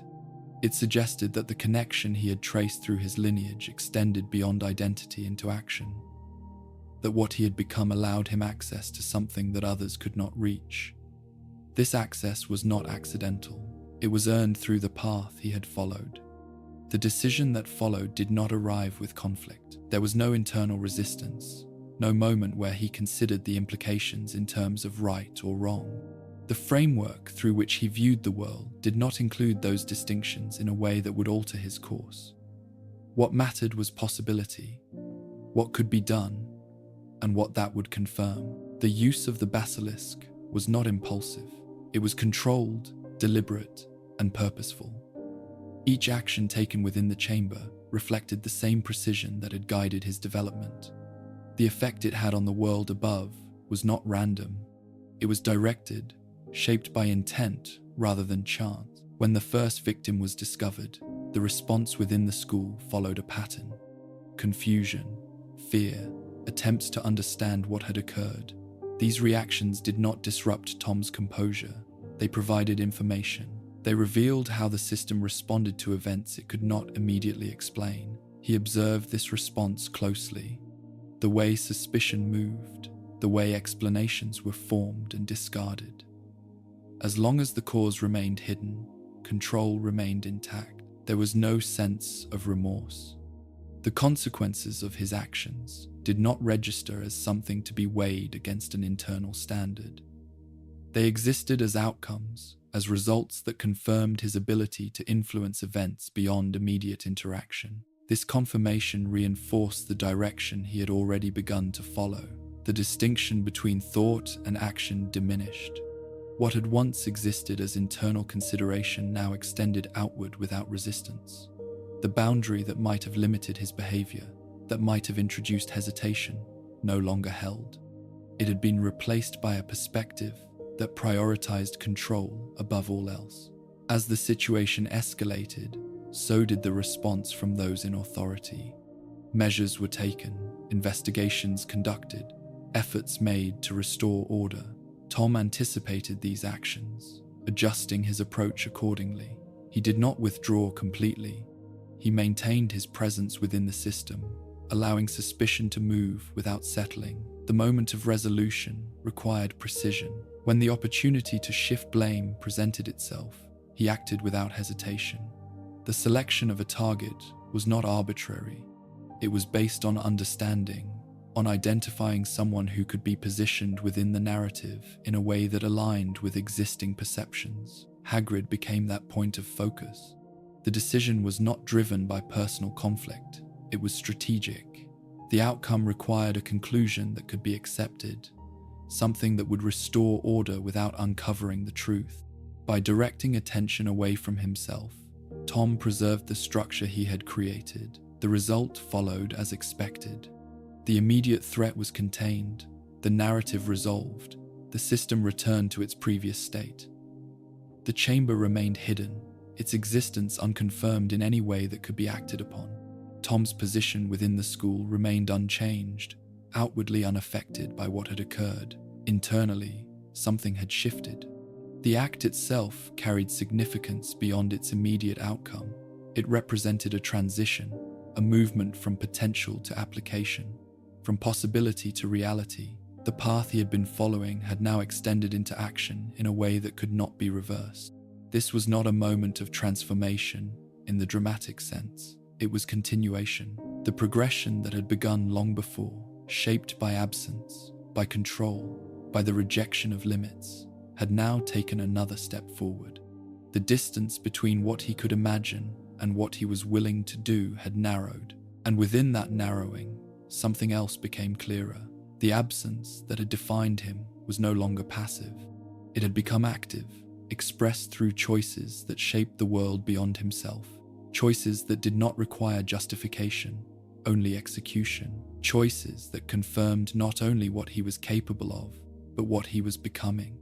When events move beyond control, most people seek resolution through truth. They search for clarity, for a sequence of cause and effect that restores balance to what has been disrupted. For Tom, resolution required something different. Not truth, but conclusion. A version of events that would close the situation without exposing what lay beneath it. The aftermath of the attacks within the school followed a predictable pattern. Fear spread first, quiet at the edges, then more visible as uncertainty grew. Students spoke in lowered voices, staff moved with increased attention, and the structure of daily life began to shift in response. Questions circulated, each one searching for a cause that could be identified and contained. Tom observed all of this without interruption. He did not attempt to guide the narrative immediately. He allowed it to develop, to reveal its weaknesses. Each assumption made by others, each theory proposed and dismissed, provided information. It showed where attention moved, where it settled, and where it could be redirected. The need for explanation became more urgent with time. Without a clear answer, the structure of the school could not return to stability. Authority required a conclusion, something that could be accepted, even if it was not fully understood. This need created an opening, one that Tom recognized as essential to maintaining his position. The decision to use that opening did not come with hesitation. It followed the same pattern that had guided his actions within the chamber: precision, timing, and an understanding of how systems respond under pressure. The goal was not simply to avoid suspicion. It was to shape the outcome in a way that reinforced his control. He began to consider who could serve as the focus of that outcome. The selection required more than convenience. It required alignment with existing perceptions, someone who could be placed within the narrative without creating contradictions that would draw further attention. The individual chosen would need to fit the explanation naturally, allowing others to accept the conclusion without resistance. Hagrid met these conditions. His presence within the school already carried a degree of uncertainty. His interest in creatures, his position on the edge of accepted norms, provided a foundation that could be used. Tom did not invent this perception. He recognized it and then shaped it into something more defined. The process unfolded gradually. He introduced information in controlled ways, allowing others to encounter it as if by discovery rather than direction. Conversations were influenced, details emphasized, connections suggested without being stated directly. Each step guided attention toward a conclusion that appeared to form on its own. This approach ensured that the narrative remained intact. If the conclusion had been imposed too directly, it might have raised questions. By allowing it to develop through existing structures, through the observations and assumptions of others, it became something that could be accepted without challenge. When the moment came to confirm this narrative, Tom acted with clarity. He presented what was required, no more and no less. His words were measured, his tone aligned with the expectations of the situation. There was no indication of uncertainty, no suggestion that the explanation offered might be incomplete. The response from those in authority followed as anticipated. Relief replaced confusion. The need for resolution outweighed the need for deeper understanding. With a conclusion in place, the structure could begin to restore itself. Measures were taken, decisions made, and the situation moved toward closure. Hagrid was removed from the school. The immediate threat was considered contained, the narrative complete. For those involved, the outcome provided a sense of order. The unknown had been replaced with something defined, something that could be addressed and resolved. Tom remained within the system, unchanged in any visible way. His position was not questioned. His actions, carefully controlled, had left no trace that could be followed back to him. The conclusion that had been reached reinforced his understanding of how systems functioned, how they could be guided without direct force. There was no sense of triumph. The outcome did not produce satisfaction in the way others might have experienced it. It produced confirmation. That influence extended beyond immediate interaction, that events could be shaped not only in their occurrence, but in their interpretation. This confirmation carried weight. It demonstrated that control was not limited to action alone. It extended into perception, into the way others understood what had happened. The ability to define reality for those around him became part of his growing understanding of power. There was no reflection on the consequences for Hagrid. The removal of another person from the structure of the school did not register as loss or harm in any meaningful sense. It existed as a necessary step within a process, one that achieved the desired outcome. The absence that had shaped Tom's perspective remained unchanged, unaffected by the impact of his actions on others. As the school returned to its routine, the events that had disrupted it began to settle into memory. Students resumed their studies, conversations shifted to other topics, and the immediate sense of unease faded. The chamber remained closed, its existence once again unconfirmed within the accepted narrative. For Tom, the situation was complete. He had acted, observed the response, and achieved the outcome he required. The process had revealed new dimensions of control, new ways in which influence could be applied without detection. Each element reinforced the direction he had been following. The boundary between action and consequence continued to diminish. What mattered was not what had been done, but how it had been resolved. The ability to shape that resolution became as important as the action itself. This understanding expanded his perspective, introducing new possibilities for how he might move forward. There was still no interruption in his progression, no moment where the weight of his actions altered his course. The absence that defined him remained consistent, guiding his interpretation of events without introducing conflict. Each step forward aligned with the next, forming a path that continued without resistance. And within that continuity, something else became clear. The system itself could be used, not simply navigated, but directed. Its need for order, for explanation, for resolution could be anticipated and shaped. As long as those needs were met, the deeper truth could remain hidden, preserved beneath a structure that preferred certainty over complexity. Tom understood this fully, and with that understanding, the path ahead became broader, extending beyond the immediate environment into something larger, something that would offer new systems to observe, new structures to influence, and new opportunities to refine the control he had already begun to master. There are thresholds that, once crossed, do not announce themselves with noise or spectacle. They do not feel like endings, they feel like continuation. For Tom, the movement towards such a threshold had been steady, shaped by understanding, reinforced by action, and guided by a perspective that no longer required restraint. What remained was not a question of whether he would cross it, but when. The knowledge he had gathered began to form connections that extended beyond immediate application. Certain ideas, encountered first as fragments, began to align into something more complete. References within texts, implications within theory, suggestions that power could be preserved, extended, separated from the natural limits imposed by life itself.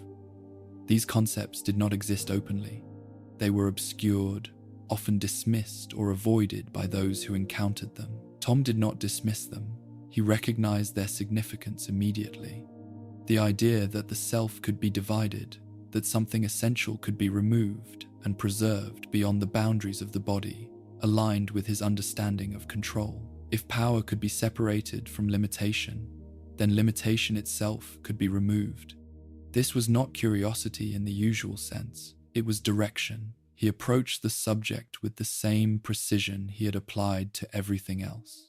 Information was gathered carefully, pieced together from sources that required effort to access. The nature of what he was studying did not deter him. If anything, the difficulty of obtaining it reinforced its value. The concept of the soul, once abstract, became central, not as something to be understood in terms of morality or meaning, but as something that could be manipulated. The idea that it could be divided, altered, used as a component within a larger process, shifted the way he understood existence itself. For most, such a realization would introduce conflict. It would raise questions about consequence, about the cost of such an action. For Tom, it did not. The framework through which he viewed the world did not include these considerations in a way that would alter his course. What mattered was possibility, what could be done, and what that would achieve. The act itself required more than knowledge. It required decision.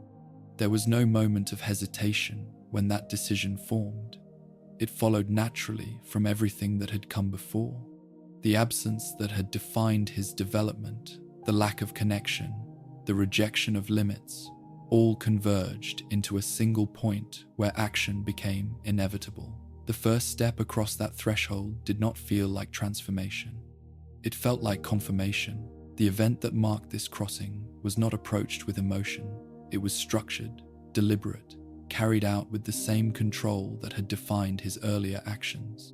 The life that was taken existed within the process as a requirement, not as an outcome to be considered on its own. There was no recognition of loss, no acknowledgement of what had been ended. The focus remained entirely on what was being achieved. The division of the soul, once a concept, became reality. The act itself was not visible in any immediate sense. It did not manifest as something that could be observed directly, but its effect was present. Something had changed. Not outwardly, not in a way that altered how others perceived him. The unity that had once defined his existence was no longer intact. It had been altered, reshaped according to his will. This change did not produce discomfort. It did not introduce instability in a way that would be immediately apparent. Instead, it reinforced his sense of control. The boundary that had once defined the limits of his existence had been crossed, and the result aligned with his expectations. The creation of the Horcrux was not viewed as an end. It was the beginning of a new understanding. If the soul could be divided once, it could be divided again. The process, once completed, revealed its own potential. It suggested that identity, like power, could be extended beyond its original form, preserved in ways that removed the final constraint of mortality. This realization carried profound implications. Death, which others accepted as inevitable, became something to be managed, something to be avoided through preparation rather than feared. The natural order, which defined the limits of life, no longer held authority in the same way. Tom did not react to this realization with excitement. He integrated it. It became part of his perspective, shaping how he viewed the path ahead. The act he had committed did not stand apart from the rest of his development. It fit within it, aligned with the direction he had been moving toward from the beginning. There was no return, not in the sense that he considered alternatives, but in the sense that the path behind him no longer held relevance. The threshold he had crossed removed the possibility of moving backward. It redefined what he was, not through sudden change, but through the accumulation of everything that had led to this point. The absence that had once defined his separation from others took on a new form. It was no longer simply the lack of connection. It became something more fundamental, a division within himself that could not be repaired, not because he did not know how, but because he had chosen otherwise. This choice did not weigh on him. It did not produce reflection or regret. It existed as a necessary step, one that aligned with his understanding of power and control. The consequences, in terms of what had been lost, did not factor into his perspective. What mattered was what remained, and what remained was something that no longer operated within the same boundaries as before, something that had been altered in a way that could not be undone. As time moved forward, the act itself became part of his foundation. It did not stand out as a singular event. It integrated into the structure of his identity, shaping how he approached everything that followed. The possibility of further division, further extension, became an inherent part of his thinking. There was no need to revisit the decision. It had been made, and its outcome confirmed. The progression continued. The path ahead expanded, offering new possibilities that extended beyond what he had previously considered. The boundaries that once defined existence had been reshaped, and within that reshaping, the direction of his life became more precise. What had been crossed was not simply a line between action and consequence. It was a line between what he had been and what he was becoming. And on the other side of that line, the absence that defined him was no longer passive. It had become permanent. Once the first division had been made, the idea of finality began to lose its meaning. Death, which had once existed as an unspoken boundary, became something to examine rather than accept. For Tom, it was no longer a distant concept. It was a limitation that had been tested and, in part, overcome. The existence of the Horcrux altered his perspective in ways that extended beyond the act itself. It introduced a new framework for understanding life, one that separated existence from the body that contained it. If the self could be preserved outside of physical form, then the natural endpoint of life was no longer fixed. It became something conditional, dependent on preparation rather than inevitability. This realization did not remain abstract. It directed his attention. He began to study more deeply, moving beyond the initial knowledge that had allowed him to act. The subject of immortality, once theoretical, became central to his thinking, not in the sense of avoiding death entirely, but in controlling how and when it could occur. The distinction mattered. Immortality, as others imagined it, often carried uncertainty. It relied on forces that were not fully understood, on methods that required trust in something beyond direct control. Tom did not approach it in this way. He sought methods that could be defined, repeated, and refined. Control remained the objective. He explored texts that addressed the nature of life and its preservation, materials that were not widely circulated, that existed at the edges of accepted study. They offered fragments, possibilities that required interpretation. Tom did not find this discouraging. He had already demonstrated that incomplete information could be shaped into something functional. Each fragment added to his understanding, allowing him to construct a clearer picture of what might be achieved. The idea of multiple Horcruxes began to take form. If the soul could be divided once, it could be divided again. Each division would extend his existence further, reducing the risk of complete destruction. The logic was straightforward, consistent with the principles he had already applied, understood their position through consequence rather than instruction. Fear, already present, became more refined. It was not applied uniformly. It was directed, used to reinforce boundaries where they had weakened, to re-establish control where it had shifted. The presence of fear did not disrupt the system. It stabilized it, creating conditions under which alignment could be maintained without resistance. At the same time, Voldemort expanded his influence beyond the immediate structure. The broader magical world, already affected by his previous actions, remained susceptible to further adjustment. Institutions that had attempted to restore order now operated under conditions of uncertainty. This uncertainty provided opportunity. He did not move against these institutions directly at first. He observed their responses, identifying patterns that could be influenced from within. The ministry, in particular, functioned according to principles that relied on stability and predictability. These principles, once understood, could be used to introduce disruption without direct confrontation. This approach required patience. The objective was not immediate domination, but gradual control. Each step forward altered the environment slightly, shifting its balance in ways that accumulated over time. The system did not collapse.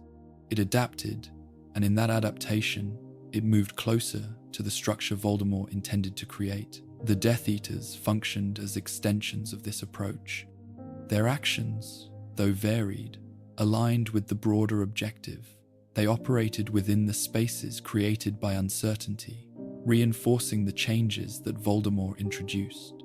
Their presence extended his influence beyond what he could achieve through direct action alone. Coordination remained implicit. There were no formal declarations, no centralized instructions that defined every movement.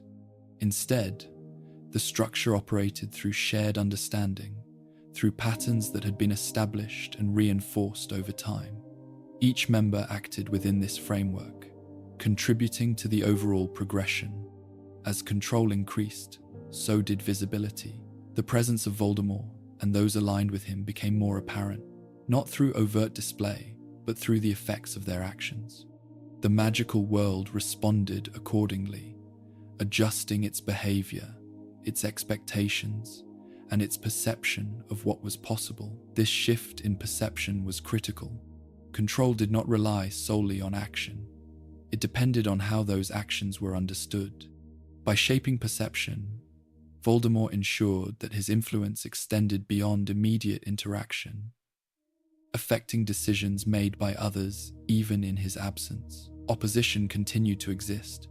Those who resisted did not disappear, nor did their efforts cease, but their position within the system had changed. They operated under conditions that no longer favored stability, where each action required greater effort to produce the same result. Voldemort accounted for this. He did not attempt to eliminate opposition entirely. He allowed it to persist within controlled limits, recognizing that its presence could be used to reinforce the structure he had created. Resistance, when contained, became part of the system rather than a threat to it. The environment, shaped by these changes, became more aligned with his objective. It no longer functioned according to its original design. It had been altered, its patterns adjusted, its responses conditioned by the influence that had been applied over time. Within this environment, Voldemort's position remained central, not because it was declared, but because it was reinforced through every aspect of the system. His presence, his actions, and the structure that extended from them defined how the world responded. The consolidation of power did not mark a pause in progression. It marked preparation. Each adjustment, each refinement contributed to a system that could sustain further expansion. The foundation was being strengthened, ensuring that what would follow could be built upon it without collapse. The absence that had defined Voldemort's development remained unchanged. It continued to guide his decisions, ensuring that no element of the system introduced variables that could not be controlled. Each step forward aligned with this principle, reinforcing the direction that had been established from the beginning. And within that direction, the progression continued, steady, deliberate, and increasingly complete, moving toward a state where control would no longer need to be established. It would simply exist. There are stages in any progression where expansion begins to reveal its own limits, not as barriers imposed from the outside, but as conditions that emerge from within the system itself. For Voldemort, the structure he had built had reached a point where its complexity required constant reinforcement, where control depended not only on influence, but on the stability of the elements that sustained it. The Horcruxes, once viewed as absolute safeguards, began to take on a different significance. They still functioned as intended, preserving his existence beyond the destruction of a single form. But their presence introduced a dependency that could not be ignored. Each fragment, placed in a location chosen for its security, required protection not only from discovery, but from the possibility of being understood. This requirement did not align easily with expansion. The more his influence grew, the more visible his actions became, the greater the chance that attention would shift toward the foundations of his existence. The system that ensured his survival also created points of vulnerability, each one separate, yet connected through the structure they supported. Voldemort recognized this, not as a flaw that required immediate correction, but as a condition that needed to be managed. The placement of the Horcruxes had been deliberate, their concealment designed to prevent detection. But concealment, like all strategies, depended on the stability of the environment in which it operated. That environment was changing. Opposition had adapted, not only in response to his actions, but in response to the patterns those actions reveal.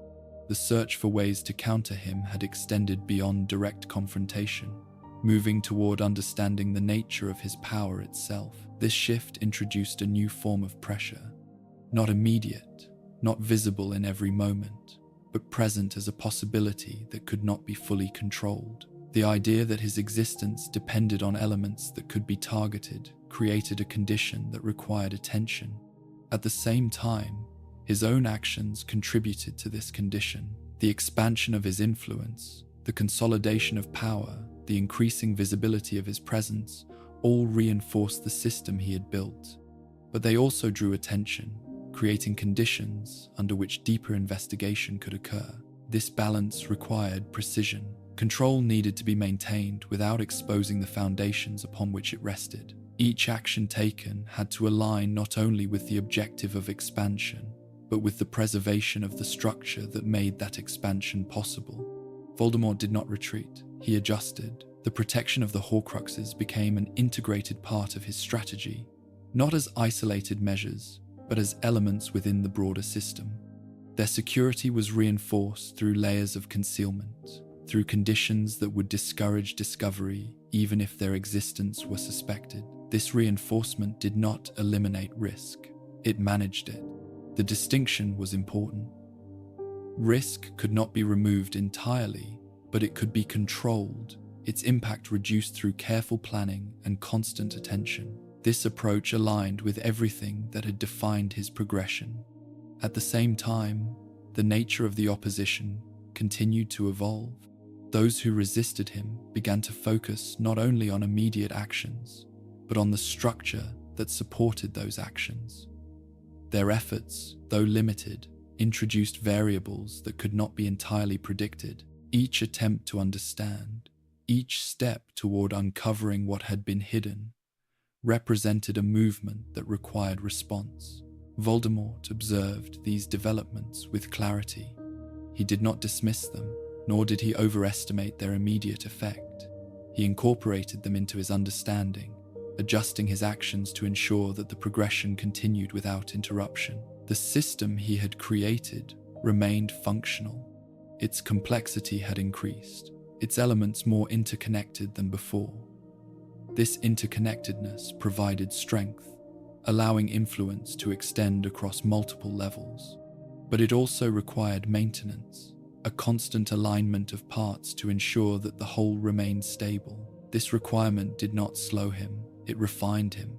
Each adjustment, each decision made in response to changing conditions, reinforced the structure. The process of maintaining control became more intricate, but it also became more precise. The system evolved, adapting to the pressures placed upon it. Within this evolution, the distinction between strength and vulnerability became more defined. The same elements that ensured his continued existence also required protection. The same actions that expanded his influence also increased the likelihood of resistance.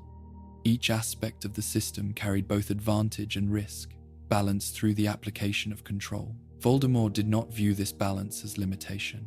He viewed it as structure, a system that required attention, that demanded precision, but that also provided the means to continue progressing.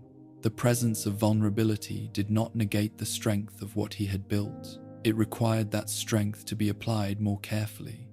The absence that had defined his development remained central to this process. It ensured that no element of the system was influenced by hesitation or doubt. Decisions were made based on function, on the alignment of each action with the objective that had guided him from the beginning. There was no moment where the system was considered complete. Completion implied an end, a point at which progression would stop. Voldemort did not operate within that framework. Each stage led to another. Each development created conditions for further expansion. Even as the system approached its limits, it continued to extend, not without resistance, not without the need for adjustment, but with a consistency that reflected the principles upon which it had been built. The path ahead remained clear, defined not by the absence of challenge, but by the presence of structure that allowed those challenges to be managed. The balance between strength and vulnerability did not disrupt the progression.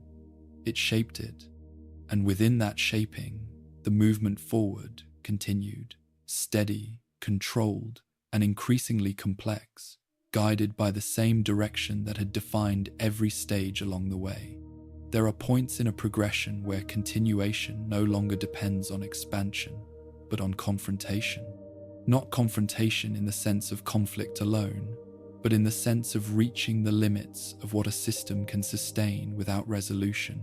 For Voldemort, This stage did not arrive as a sudden shift. It formed gradually, as each element of what he had built moved toward a state where further movement required direct engagement with what opposed it. The structure he had created had reached its fullest extent. Its influence was established, its presence integrated into the environment it had reshaped. The systems that once operated independently now responded to conditions he had introduced. Control, though not absolute, existed across multiple levels, sustained by the network he had built. At the same time, opposition had reached its own point of consolidation. Those who resisted him no longer acted in isolated ways. Their efforts had become more coordinated, more focused on understanding the structure that supported his existence, rather than simply reacting to its effects. This shift brought the two systems into alignment, not in agreement, but in proximity. The distance that had allowed for indirect influence began to narrow. Where once actions could be taken without immediate response, now each movement produced a counteraction. The balance between expansion and resistance tightened, creating conditions where progression could no longer occur without direct engagement. Voldemort did not avoid this transition. He recognized it as inevitable. The system he had constructed was designed to extend control, but not to exist indefinitely without challenge. At a certain point, the variables that had been managed through distance required resolution through presence. This recognition did not alter his objective. It clarified the conditions under which it would be pursued. The focus, once distributed across multiple areas, began to converge. The elements that had supported his progression remained in place, but the attention given to them shifted. The preservation of the Horcruxes, the maintenance of influence, all continued. But they now existed alongside a more immediate concern: the presence of the one variable that had not been removed, the child who had survived. This presence, once a point of uncertainty, had evolved into something more defined. It was no longer an abstract threat, but a direct counterpoint within the system. Its existence intersected with his own in ways that could not be ignored or managed from a distance. The convergence of these 2 points created a condition that required action, not through expansion, not through indirect influence, but through direct engagement. Voldemort approached this condition with the same principles that had guided him from the beginning: control, precision, and the removal of limitation. The difference lay not in the approach, but in the scale. The confrontation that lay ahead would not be contained within isolated actions. It would involve the full structure of what had been built. Each element moved into position. The Death Eaters, the influence exerted across the magical world, the conditions that had been shaped over time, all aligned to support the final stage of progression. The system functioned as intended, each part contributing to the whole. At the same time, the opposition aligned in response. Their structure, though different in nature, operated with its own coherence. The efforts that had been scattered now moved toward a single objective, creating a counterforce that matched the scale of what Voldemort had constructed. The result was equilibrium. Not stable, not balanced in a way that could be maintained indefinitely, but aligned in such a way that movement in either direction required direct action. The system could not expand further without confronting what opposed it. This condition did not introduce hesitation, it removed it.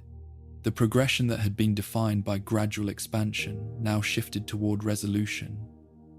Each step forward would now produce immediate consequence, each action directly affecting the structure that opposed it. Voldemort did not interpret this as limitation. He saw it as completion of a stage. The process he had followed, from the earliest moments of separation to the construction of a system that extended beyond himself, had led to this point. The convergence of all elements, the alignment of forces, the necessity of direct engagement, the absence that had defined him remained unchanged. It ensured that no aspect of this confrontation would be influenced by factors outside of function. The objective remained clear, the path defined by the removal of anything that stood in its way. There was no reflection on what had been built, no consideration of alternative outcome.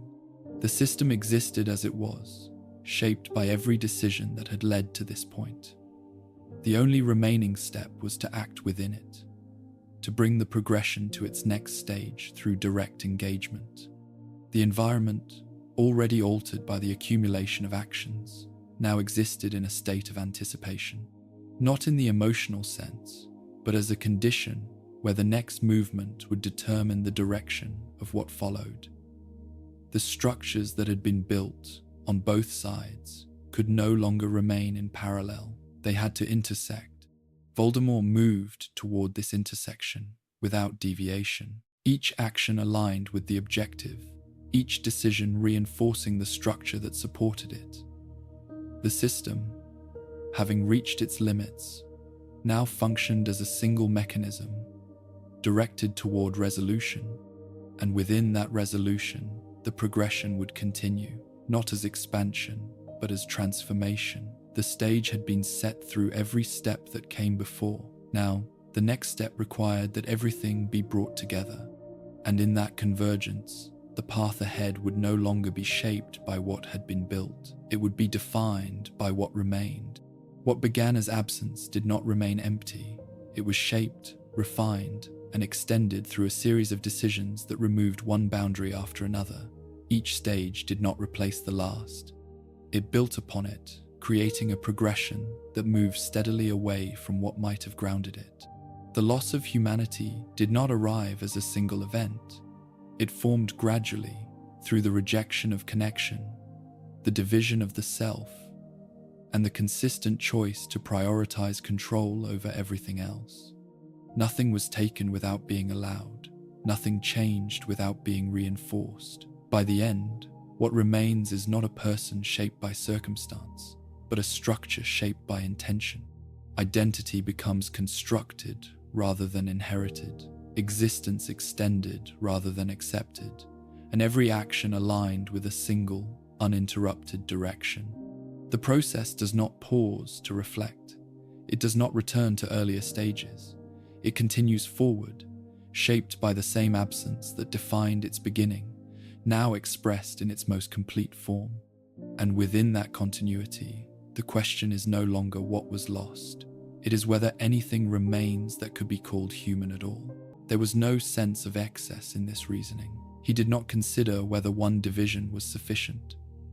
Sufficiency implied limitation, a willingness to accept a boundary that might later prove inadequate. Tom did not accept such boundaries. He sought to remove them entirely. As this objective became clearer, his approach adjusted. The creation of a Horcrux was not a simple act. It required intention, preparation, and a specific sequence of actions that could not be altered without consequence. Each instance would need to be considered carefully, not only in terms of execution, but in terms of placement, where the fragment would reside. This consideration introduced a new layer to his thinking. Objects, once viewed as tools, became vessels. They carried significance, not for what they were, but for what they could contain. The selection of such objects would need to align with his understanding of value, of identity, of permanence. These decisions were not made impulsively. They were developed through observation, through reflection on what held meaning within the broader structure of the magical world. Items connected to history, to power, to legacy, objects that would endure, that would not be easily lost or destroyed. Each choice would serve a purpose beyond its immediate function. As he explored these possibilities, the connection between his identity and his objective became more pronounced. He was no longer simply seeking to extend his life. He was constructing something that would exist beyond it, a structure that would persist regardless of what happened to his physical form. This construction did not introduce hesitation. It reinforced his direction. The absence of fear played a role in this progression, though not in the way it might for others. It was not that he lacked awareness of death. It was that he did not accept it as something that should define his actions. By addressing it directly, by creating conditions that allowed him to bypass it, he removed its influence. This removal had consequences. Without the presence of fear, certain boundaries ceased to exist. Actions that others might avoid, decisions that would be constrained by concern for survival, became available. The absence that had defined his earlier years extended into this new phase, removing not only attachment, but limitation. His focus narrowed. Everything that did not contribute to his objective became secondary. Relationships, expectations, the structure of the environment around him. These elements remained present, but they no longer guided his decisions. They existed within the system he navigated, but they did not define his path. As his understanding deepened, so did his sense of separation. The distinction between himself and others was no longer based solely on ability or perspective. It extended into existence itself. Where others moved toward an inevitable end, he was constructing a way to move beyond it. This distinction did not create isolation in the traditional sense. He remained within the structure of the school, continued to interact when necessary, maintained the presence that allowed him to operate without disruption. But internally, the distance increased. The framework through which he viewed the world no longer aligned with that of those around him. There was no attempt to reconcile this difference. There was no reason to. The path he followed did not require alignment with others. It required precision, control, and the continued removal of limitations.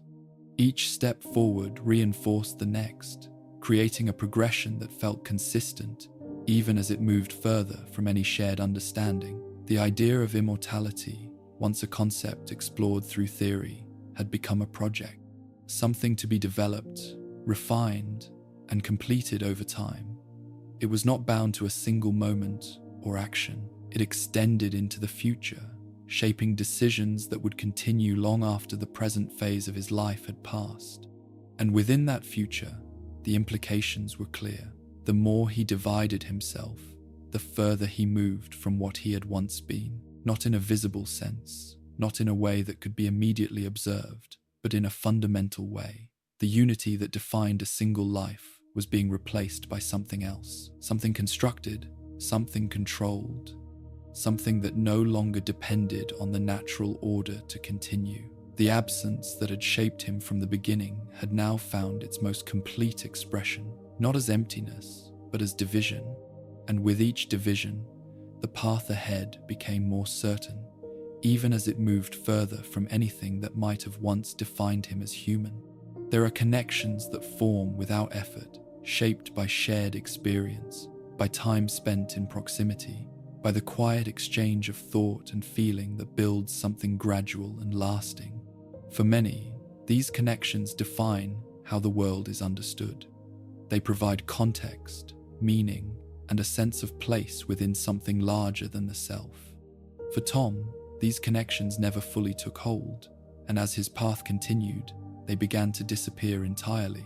What had once existed as distance became something more complete. In earlier years, interactions had been limited, shaped by detachment and control.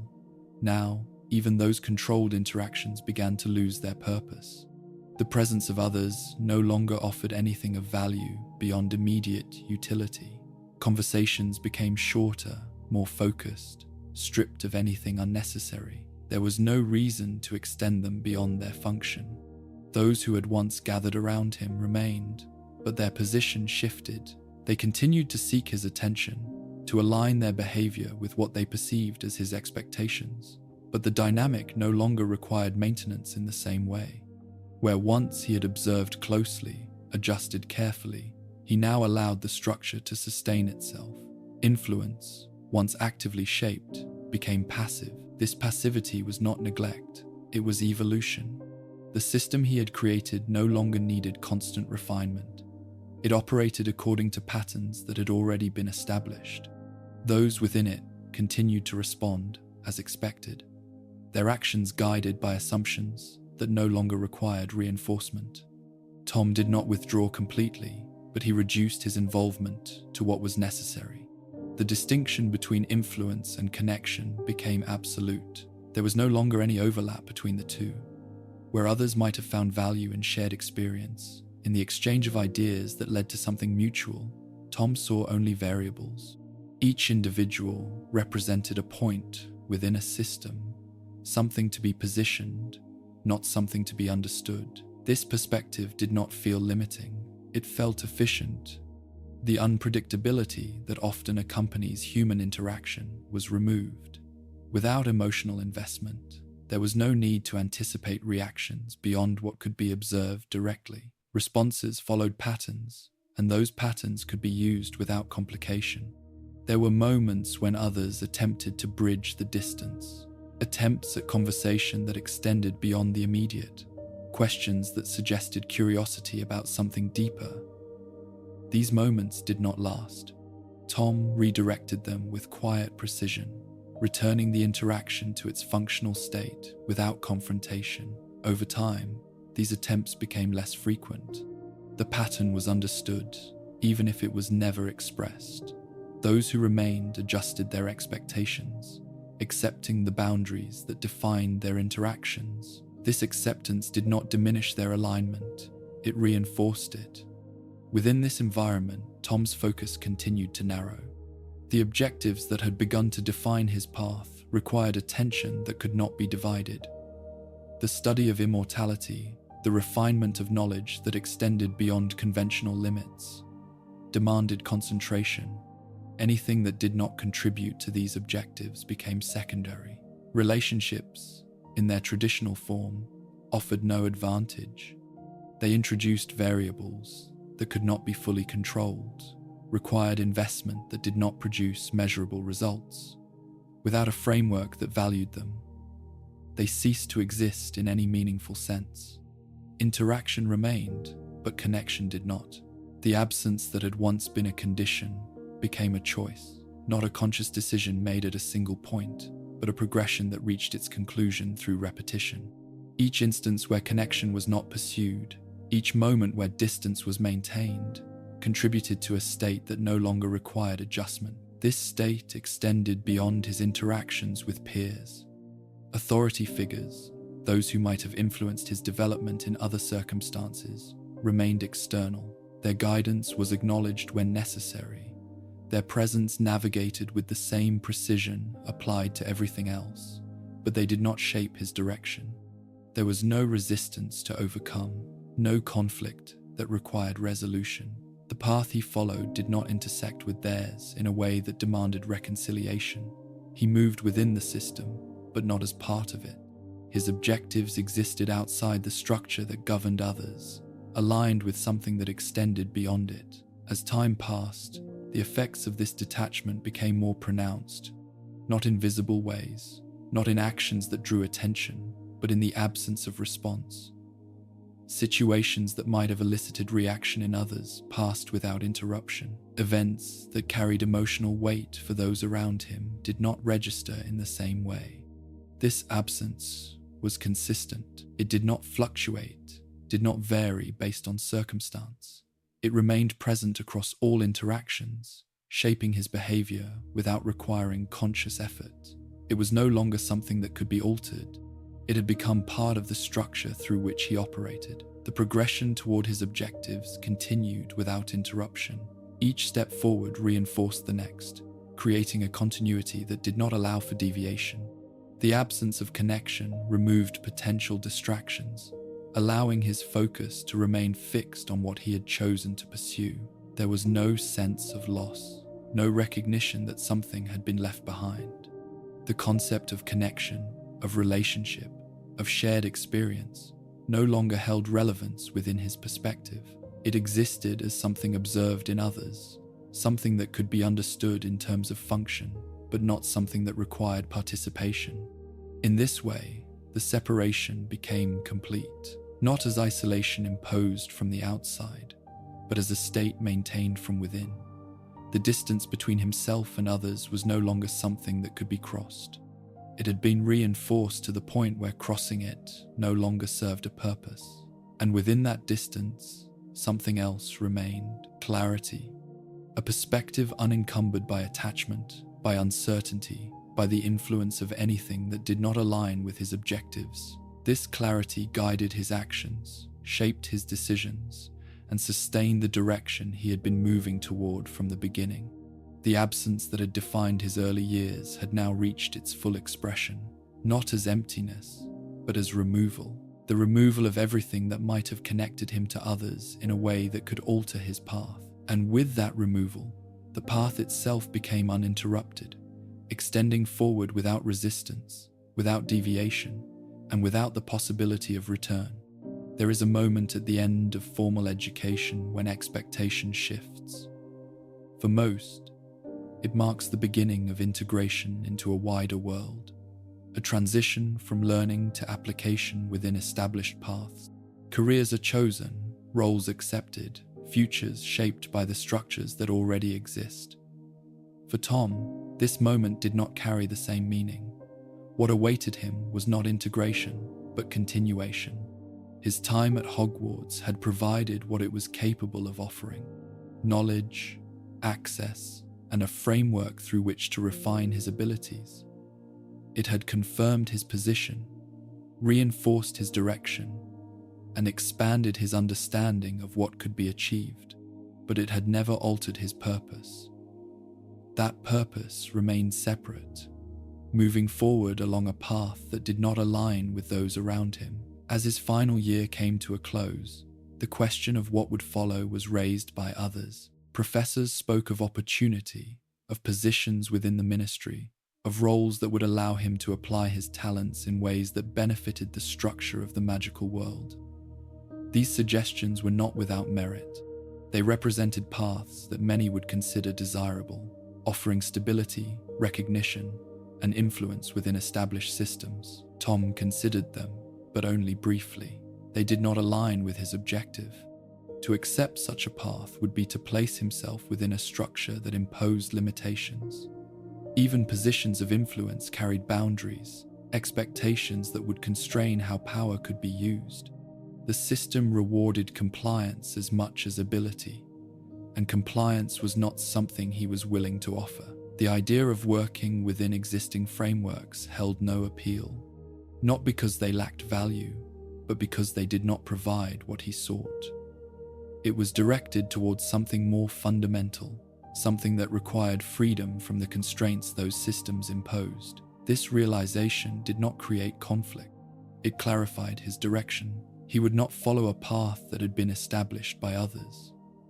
He would create one that aligned with his understanding, one that allowed him to pursue his objectives without interference.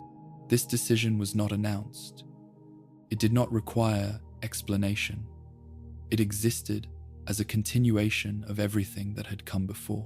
As he prepared to leave the castle, there was no sense of departure in the emotional sense. The environment had served its purpose. It had provided what he needed, and now it no longer did. There was no attachment to the place itself, no reflection on what might be left behind. The progression did not require it. The world beyond Hogwarts presented itself not as a destination, but as a field of opportunity. It was less structured, less predictable, but also less constrained. The absence of oversight allowed for movement that would not have been possible within the boundaries of the school. For Tom, this absence was not uncertainty, it was advantage. He approached this new phase with the same precision that had defined his earlier actions. The knowledge he had acquired was not static. It required application, refinement through use in environments that extended beyond controlled instruction. Each step forward would provide new information, new conditions under which his understanding could be tested and expanded. There was no intention to move aimlessly. His path, though not defined by existing structures, was not without direction. It was guided by the objectives that had already taken shape, by the pursuit of control over life and death, by the extension of power beyond natural limits. These goals required more than study. They required access to places, to objects, to knowledge that was not readily available. This need shaped his decisions as he moved forward. He did not seek positions that would confine him, but he recognized the value of proximity to resources. The choices he made were not driven by conventional ambition. They were calculated, designed to place him where he could continue his work without drawing unnecessary attention. This approach required balance. Visibility needed to be managed, presence maintained without becoming a point of scrutiny. Tom had already demonstrated his ability to navigate such conditions. The transition from school to the wider world did not alter this ability, it extended it. There were those who expected him to maintain connections formed during his time at Hogwarts, to correspond, to collaborate, to engage in ways that would sustain relationships beyond the school environment. Tom did not pursue these expectations. The interactions that had existed within the structure of the school did not carry forward into this new phase. They were no longer necessary. The absence of connection remained consistent, shaping his movement forward without interruption. There was no need to maintain ties that did not contribute to his objective. Each step taken was independent, guided by internal direction rather than external influence. As he moved beyond the boundaries of the school, the structure that had once defined his daily life was replaced by something more fluid. This fluidity did not create instability. It required adaptation, but adaptation was something he had already mastered. The patterns that governed behavior within the school extended outward, forming new systems that could be observed, understood, and used. The difference lay in scale. The world beyond Hogwarts was larger, more complex, and less predictable, but it also offered greater potential. The limitations that had existed within the school no longer applied. The opportunities for expansion, for further development, increased accordingly. Tom did not approach this expansion with hesitation. He moved forward with clarity, guided by the same principles that had defined his progression from the beginning: control, precision, and the removal of limitations. These elements remained constant, shaping each decision without deviation.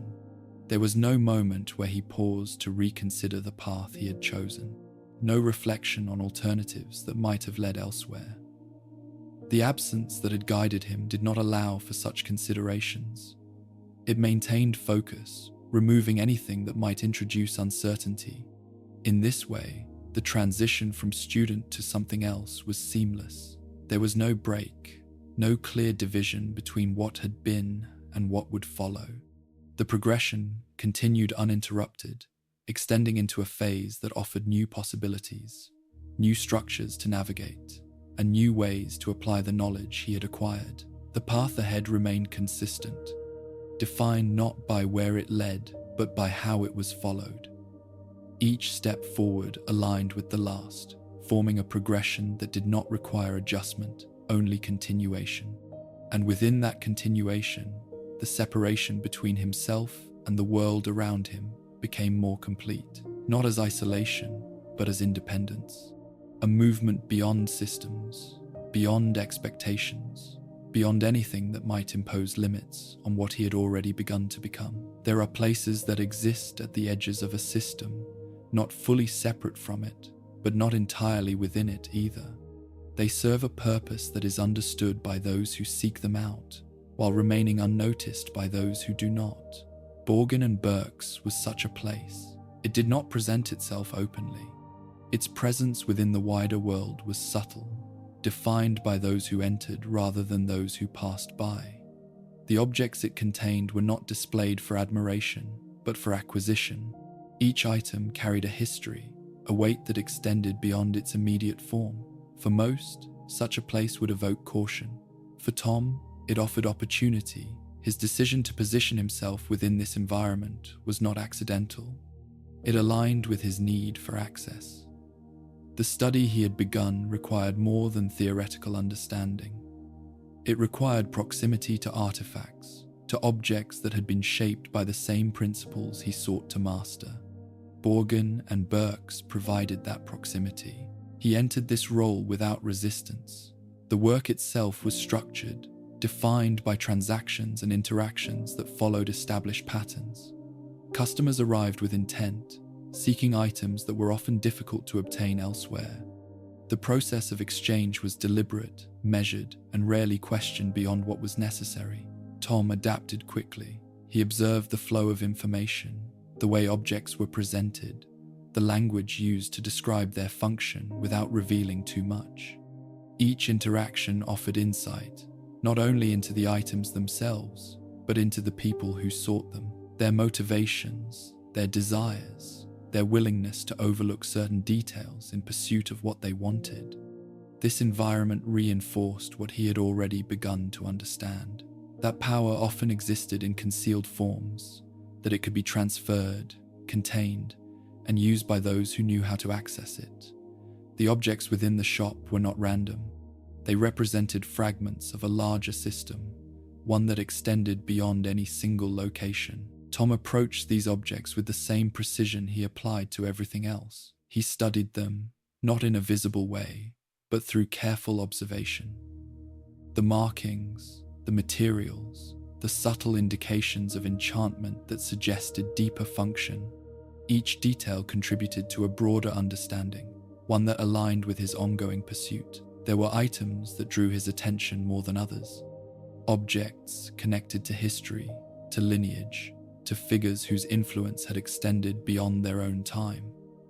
These items held significance not only for what they were, but for what they represented: continuity, the preservation of identity beyond the limits of a single life. This connection did not go unnoticed. It aligned with his own objective. The idea that an object could carry something essential, that it could serve as a vessel for more than its physical form, reinforced the direction he had already chosen. The process of creating Horcruxes required such vessels. The selection of those vessels would determine their effectiveness. Within the shop, he encountered individuals who possessed knowledge that extended beyond the ordinary. Customers who spoke in fragments, who understood the value of what they sought without needing it explained. These interactions were brief, but they revealed patterns, the existence of a network, not formal, but connected through shared understanding. Tom did not engage with this network directly. He observed it. He allowed information to pass through him without interruption, collecting what was useful while maintaining the position required to avoid scrutiny. His role within the shop provided access without exposure, a balance that suited his purpose. Over time, his understanding deepened. The objects he handled were no longer isolated instances. They became part of a larger system, one that connected history, power, and intention. Each artifact represented a decision made by someone before him, an attempt to shape the world in a particular way. He recognized these decisions. He understood the logic behind them, the desire to extend influence beyond immediate action. This recognition did not lead to admiration or rejection. It led to alignment. The patterns he observed matched the direction he was already following. There were moments when his position within the shop required interaction beyond observation, conversations with customers, explanations of items, negotiations that determined the terms of exchange. In these moments, he applied the same control he had demonstrated within the school. His words were precise, his demeanor consistent, his presence measured. These interactions served multiple purposes. They maintained the structure of his role, ensured that the transactions proceeded as expected, and provided additional information. Each exchange revealed something about the objects involved, about the people who sought them, about the system that connected them. The knowledge he gained was not stored passively. It was integrated. Each detail contributed to a broader understanding, one that extended beyond the immediate environment of the shop. The connections between objects, between individuals, between intentions, became clearer with each passing day. Within this clarity, his objective continued to take shape. The creation of additional Horcruxes required more than intention. It required precision in the selection of vessels, in the execution of the process, in the placement of each fragment. The environment of Borgin and Burke's provided the resources necessary to refine these elements. It also reinforced his detachment. The objects he handled often carried histories marked by suffering, by actions that had consequences for those involved.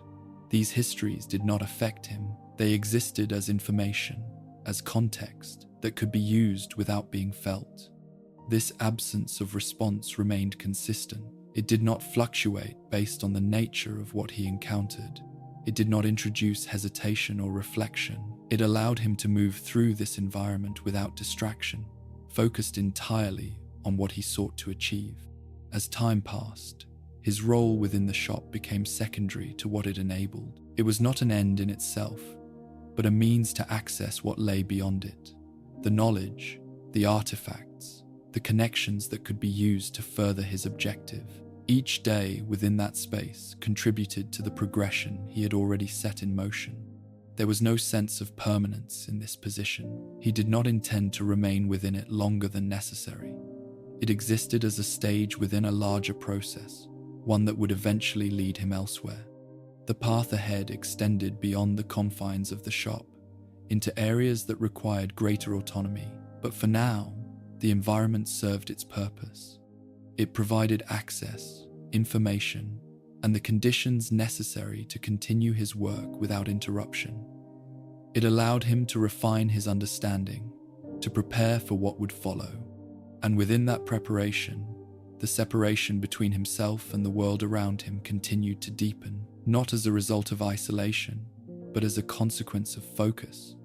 Everything that did not align with his objective faded into the background, leaving only what was necessary to move forward. The system he navigated became clearer, its patterns more defined, its limitations more apparent. And as those limitations became visible, so did the ways in which they could be removed. Once the first division had been achieved, repetition became part of the process. Not repetition in a careless sense, but in a structured, deliberate way that built upon what had already been done. The creation of additional Horcruxes was not approached as isolated acts. Each one was part of a larger design, a sequence that required precision at every stage. The decision to continue did not require justification. The logic had already been established. If one division extended existence, multiple divisions would extend it further. Each fragment reduced vulnerability, distributing the essence of his being across separate points that could not easily be undone. To achieve this, the selection of each act became critical. Not every death would serve the same purpose. The act itself was a requirement, but the meaning behind it added weight to the result. Tom understood that significance could reinforce structure, that intention shaped outcome in ways that extended beyond the immediate. He did not act impulsively. Each instance was considered, aligned with a broader pattern that only he fully understood. The individuals chosen were not random. They represented points within a system, connections that tied into the identity he had constructed. Their deaths were not emotional events. They were components within a process. There was no escalation in outward behavior. From the perspective of those around him, little changed. His presence remained controlled, his actions measured. The progression occurred beneath the surface, in places and moments that did not intersect with the ordinary flow of the world. This separation allowed the process to continue without interruption. Each act reinforced the next, not only in terms of outcome, but in terms of internal structure. The division of the soul, once a singular event, became a pattern. With each repetition, the sense of unity diminished further, replaced by something more fragmented, more dispersed. This fragmentation did not produce visible instability, at least not immediately. Externally, Tom remained composed, his behavior consistent with what others had come to expect. But internally, the structure of what he was had changed. The divisions created distance, not only between himself and others, but within himself. That distance did not register as loss. It manifested as clarity. Without the cohesion that once defined a single, unified self, certain limitations faded. The complexity that often accompanies human thought, the conflict between opposing impulses, the hesitation that arises from uncertainty, all diminished. What remained was direction, unchallenged and uninterrupted. This state reinforced his objective, Each successful creation of a Horcrux confirmed the effectiveness of the process. It demonstrated that the theory he had pursued could be applied repeatedly, that the boundaries he had begun to dismantle could be removed entirely through persistence. The objects chosen as vessels reflected this progression. They were not selected for convenience. Each one carried meaning, connected to history, to identity, to the narrative he was constructing around himself. These choices were deliberate, ensuring that each fragment of his soul was anchored in something that would endure. Placement followed the same logic. The location of each Horcrux was not random. It required consideration of security, of concealment, of the likelihood that it would remain undisturbed. These decisions extended beyond the act itself, shaping the long-term viability of what he was creating. This level of planning did not slow him. It refined him. Each step required attention, but that attention was consistent with how he had always operated.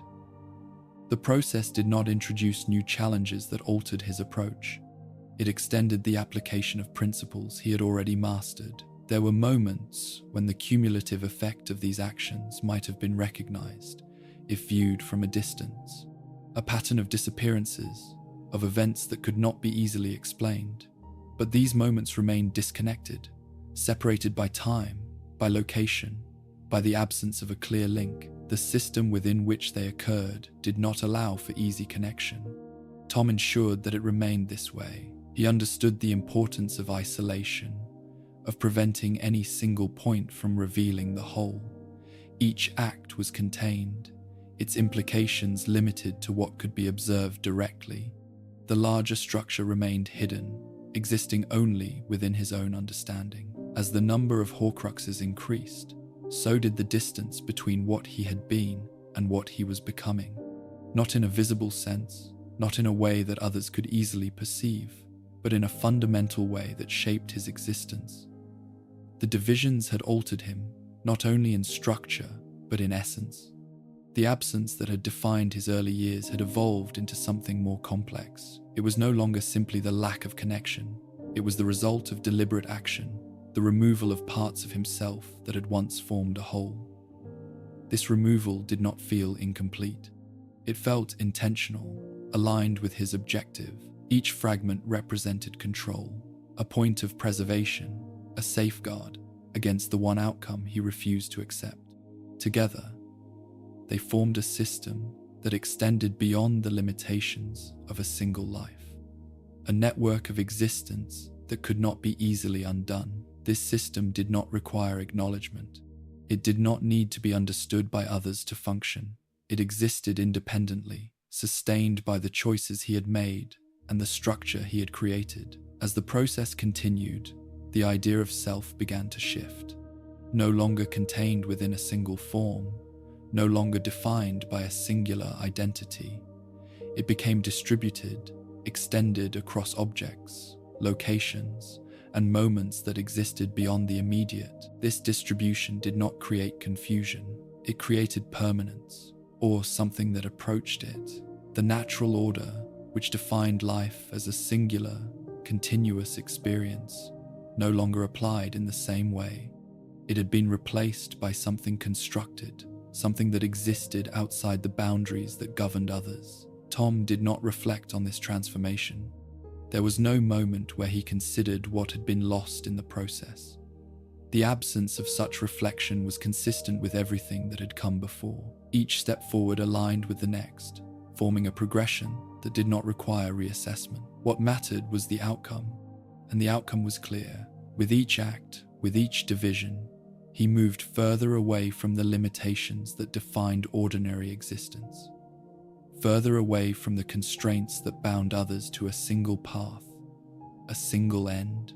The process was not complete, but it was established, and within that establishment, the path ahead became more certain, even as it moved further from anything that might once have been recognized as human. Change, when it comes gradually, often escapes notice. It does not arrive as a single, defining moment, but as a series of small alterations that accumulate over time. For Tom, the effects of what he had done did not present themselves all at once. They revealed themselves in ways that were subtle at first, then increasingly difficult to ignore. The division of the soul had consequences beyond preservation.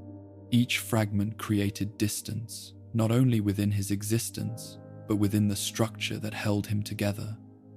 What had once been unified now existed in parts, connected yet separate. This separation did not remain contained. It extended outward, influencing more than the unseen. At first, the changes were almost imperceptible.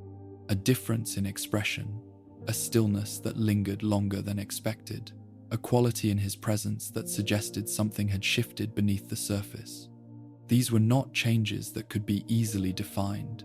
They existed at the edges of perception, noticed briefly and then dismissed. Over time, they became more pronounced. The way he moved, the way he spoke, the way his attention settled on others. Each detail carried a weight that had not been present before. It was not intensity in the usual sense, it was absence. A lack of variation, a consistency that removed the subtle shifts that often accompany human interaction. This absence did not go entirely unnoticed. Those who encountered him began to respond differently, though often without understanding why. Conversations felt altered, as though something expected was no longer present. Reactions became more cautious, more measured, as if they were adjusting to a difference they could not articulate. Tom observed these responses without interruption. He recognized the change, not through introspection, but through observation. The way others reacted provided information, revealing the effects of what he had become. This information did not lead to adjustment. It confirmed what had already been set in motion. The physical form, once an unexamined constant, began to reflect this internal shift, not in ways that could be immediately categorized, but in details that accumulated over time. The clarity of his features altered, the balance between what was familiar and what was not becoming less stable. It was not transformation in a dramatic sense.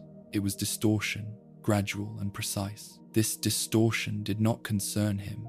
The body, as he understood it, was no longer the center of his existence. It was a vessel, a structure that allowed interaction with the world, but not the entirety of what he was. The divisions he had created ensured that his existence extended beyond it. As a result, its alteration carried less significance. The connection between internal state and external form, often subtle in others, became more direct in him. The fragmentation of the soul manifested in ways that could not be fully contained. The physical began to reflect the divided, not as a mirror, but as an extension. This extension altered perception. Where once he might have been seen as composed, controlled, now there was something else beneath that composure, something that suggested not only difference, but departure, a movement away from the familiar, towards something that no longer aligned with ordinary experience. Those who interacted with him adapted accordingly.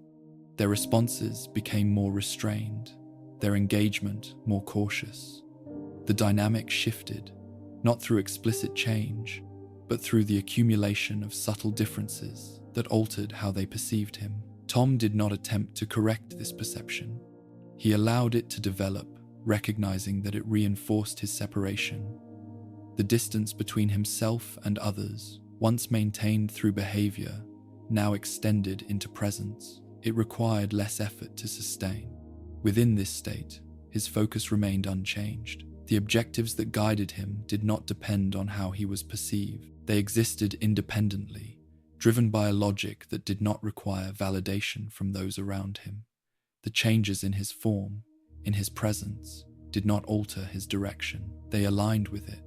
As the divisions continued, the connection between what he had been and what he was becoming grew more distant, not through reflection, but through absence. The continuity that defines identity began to fragment, replaced by a structure that operated differently. The self was no longer singular, no longer contained within a single point of experience. This fragmentation did not produce confusion, it produced clarity of a different kind, without the competing impulses that often arise within a unified self. His direction remained constant. There was no internal conflict, no hesitation that required resolution. Each decision aligned with the next, forming a progression that did not require adjustment. The cost of this clarity did not register. It did not appear as something lost, because it was not measured in those terms.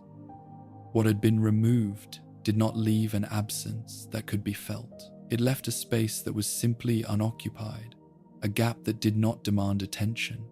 This absence extended into every aspect of his existence. The way he perceived others, the way he responded to events, the way he interpreted the world around him. Each element was shaped by a perspective that no longer included the factors that typically define human experience. The body continued to change, not rapidly, not in a way that disrupted function, but in a manner that reflected the ongoing division within. The familiar aspects of his appearance became less consistent, less anchored to what they had once been. It was as though the structure that held them in place was no longer entirely intact. This change did not alter his actions. It did not slow him, did not introduce new considerations. It existed as a condition, one that accompanied the progression he had already committed to. The external reflected the internal, but the internal remained primary. As time moved forward, the distinction became clearer. He was no longer simply a person who possessed power. He was something that had been altered by the use of that power in ways that extended beyond ordinary boundaries. The divisions he had created had reshaped him, not only in structure, but in essence. There was no moment where this realization formed, no point at which he stopped to consider what he had become. The progression did not allow for such pauses. It moved continuously, each step following the last without interruption. The changes accumulated, forming a state that felt consistent from within, even as it moved further from anything that could be recognized from the outside. And within that state, the transformation continued, not as a sudden shift, but as a steady movement, guided by the same principles that had defined it from the beginning. The removal of limits, the extension of control, the absence of anything that might have introduced resistance. The physical form, once a constant, had become something else, a reflection, not of a unified self, but of something divided, and with each division, the reflection moved further away from what it had once been. A name can carry weight in ways that are not immediately visible. It connects a person to a past, to a set of expectations, to a structure that exists before any choice is made. For Tom, the name he had been given no longer aligned with the identity he had constructed. It belonged to a history he had already chosen to discard. The distance between who he had been and who he was becoming required more than internal change. It required definition. The name Tom Riddle had once served as a placeholder, a label that allowed him to move through systems without question. But as his understanding deepened, as his objectives became more precise, the limitations of that name became clear. It did not represent his lineage as he understood it. It did not reflect the separation he had established. To retain it would be to remain connected to something he no longer accepted. The decision to change it did not arise from emotion. It was deliberate, structured in the same way as every other step he had taken. A name, he understood, was not simply a form of identification. It was a statement. It shaped how others perceived, how they responded, how they positioned themselves in relation to him. If that perception did not align with his objective, it could be altered. The process of constructing a new name was not random. It drew from elements that already existed, rearranged to form something that carried meaning beyond its surface. Each letter, each sound, was chosen with intent. The result was not just different, it was distinct, separated entirely from the identity it replaced. Voldemort. The name did not connect to family, to origin, or to anything that could be traced backward in a conventional sense. It existed independently, defined only by what he chose to make it represent. In this way, it aligned with his understanding of identity as something constructed rather than inherited. Adopting this name was not an act performed in isolation. It extended into how he presented himself, how he allowed others to perceive him. The transition did not occur all at once. It unfolded gradually, introduced in ways that allowed it to take hold without resistance. Those who encountered it responded as expected. A name unfamiliar, carrying no immediate association, created uncertainty. It did not offer context. It did not allow for easy interpretation. This uncertainty provided space, a distance that reinforced his separation. Over time, the name became more than a label. It became a presence. Those who spoke it did so with awareness, even if they could not define the reason. It carried weight not because of history, but because of how it was used. The way it was introduced, the way it was reinforced through action, through reputation that began to form around it. Tom no longer existed in the way he once had. The identity connected to that name had been set aside, replaced by something that aligned more closely with his objective.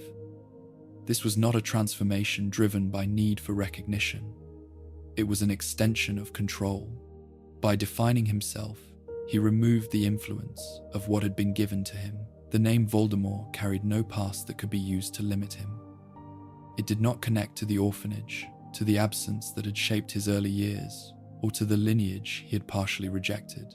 It existed only in the present, shaped by his actions and the perception he created. This shift altered how he moved through the world. Interactions were no longer framed by what others might assume based on his origin. They were defined by what he allowed them to see, by the identity he had constructed and maintained with precision. The distinction between his internal state and external presence became more aligned. Where once there had been a separation between what he was and what he presented, now the two moved closer together. The name Voldemort represented not a mask, but a direction. It reflected the progression he had followed, the choices he had made. There was no need to return to what had been. The past, in its original form, no longer held relevance. It had been reinterpreted, adjusted to fit within the structure he had created. The name Tom Riddle became something external, a reference that no longer defined him. This separation extended beyond identity. It reinforced the distance between himself and others. A name that carried no shared meaning created a boundary that could not be easily crossed. It placed him outside the familiar structures of understanding, beyond the categories that defined ordinary interaction. Within this space, his presence changed, not in outward behavior, which remained controlled and measured, but in how that behavior was perceived.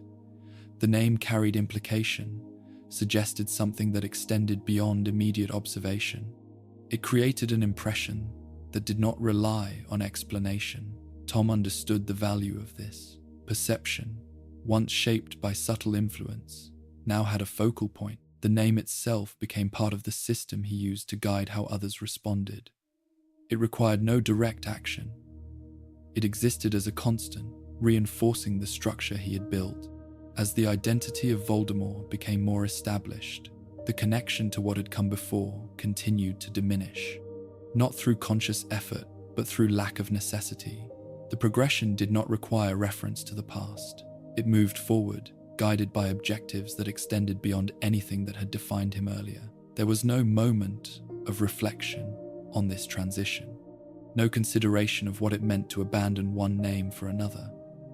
The process did not invite such thought. It existed as a step within a larger sequence, one that aligned with everything that had come before. And within that sequence, the adoption of a new name marked something more than change. It marked consolidation, the alignment of identity with purpose, the removal of anything that did not serve the direction he had chosen. It defined him not by origin, but by intention. Voldemort was not simply a name, it was a declaration, not spoken loudly, not imposed through force, but established through presence, through action, through the consistent reinforcement of everything it was meant to represent. And with that declaration, the separation between what he had been and what he had become was no longer partial. It was complete. Power, once established, rarely remains contained within a single point. It extends outward, not always through direct action, but through influence that shapes the behavior of others.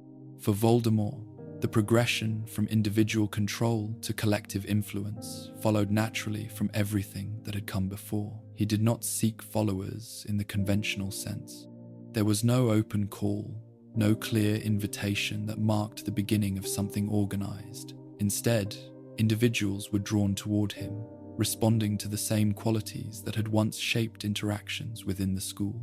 Certainty, control, and the absence of hesitation created a presence that others recognized, even if they did not fully understand it. Those who approached him did so for different reasons.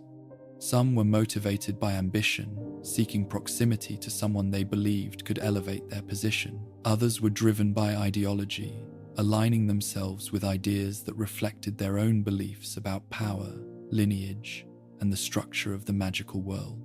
There were also those who followed out of fear, responding not to what was offered, but to what might happen if they did not. Voldemort understood these motivations. He did not attempt to unify them under a single explanation.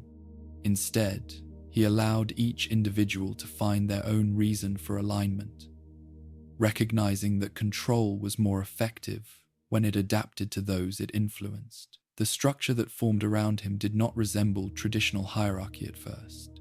It developed gradually, shaped by interactions that reinforced certain patterns. Individuals who proved useful were given attention. Those who demonstrated loyalty were allowed closer access, and those who hesitated were kept at a distance. This process did not require formal definition. It operated through understanding. Each person within the emerging structure recognized their place not through instruction, but through response. The way Voldemort engaged with them, the level of access he allowed, the weight of his attention or its absence, all contributed to a system that functioned without needing to be stated. Over time, this system became more defined. The group that formed around him began to act with cohesion, their behavior aligned not by shared connection, but by shared direction. They responded to his influence, adjusted their actions in accordance with his objectives, and maintained the structure that allowed them to operate as a collective. The name they came to carry was not assigned immediately. It emerged as the identity itself took shape. Death Eaters. The term reflected their function, their role within the structure that had formed. It carried implication, suggesting a relationship with power that extended beyond ordinary limits. Those who accepted it did so with understanding, recognizing what it represented. Voldemort did not rely on loyalty in the way others might have. He understood that loyalty, when based on emotion, could shift, could be influenced by factors outside of his control. Instead, he built his structure on something more stable: fear, ambition, and self-interest. Each of these elements could be managed. Fear ensured compliance, creating boundaries that discouraged deviation. Ambition provided motivation, encouraging individuals to act in ways that aligned with his objectives in pursuit of their own advancement. Self-interest reinforced both, maintaining the structure through personal investment. This combination created a system that sustained itself. Voldemort's role within it remained central, but not through constant intervention. His presence, his reputation, the perception of his power, all contributed to maintaining control without requiring continuous action. There were moments when direct involvement was necessary. Decisions that required clarity, actions that needed to be guided with precision. In these instances, he acted without hesitation, reinforcing the structure through demonstration. These moments were not frequent, but they were effective. Each one strengthened the system. The individuals within it understood the implications of his actions, even if they were not directly involved. The consequences extended beyond the immediate, shaping behavior across the entire structure. The absence of connection that had defined Voldemort's development remained consistent within this new dynamic. He did not form bonds with those who followed him.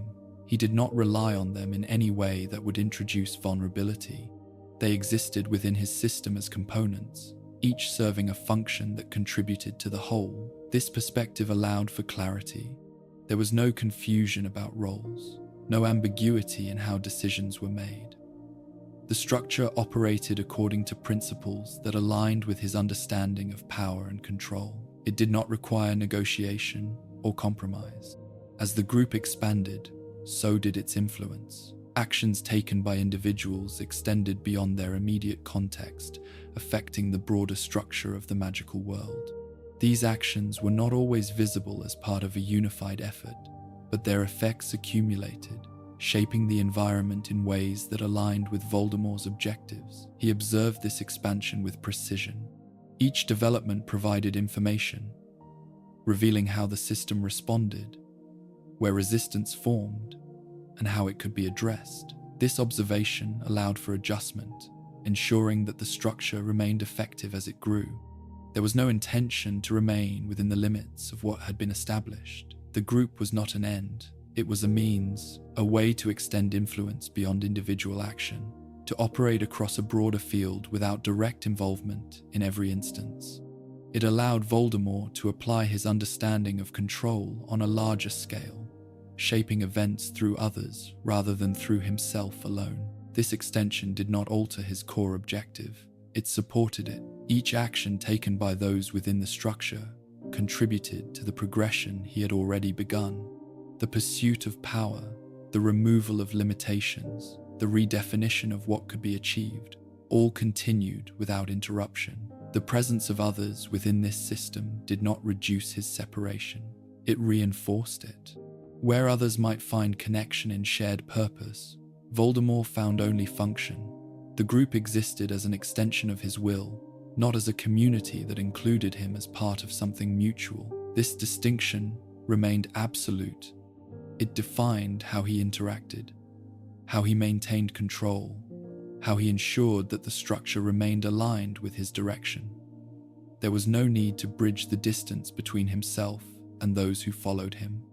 The distance itself was part of the system, and within that system, his influence continued to expand, not through force alone, but through the careful application of principles that had guided him from the beginning. Observation, precision, and the removal of anything that might introduce resistance. Path ahead extended further now, supported by a structure that moved with him, carrying his influence into places he did not need to reach directly. And with that extension, the progression continued, uninterrupted and increasingly complete. When influence reaches a certain scale, it no longer remains contained within isolated action. It begins to shape the environment itself, altering the way systems respond, the way individuals move within them, and the expectations that define what is considered normal. For Voldemort, this shift did not arrive suddenly. It emerged gradually as the structure he had created extended outward and began to intersect with the broader world. The transition from controlled influence to open conflict followed a pattern. At first, actions remained scattered, connected only by implication.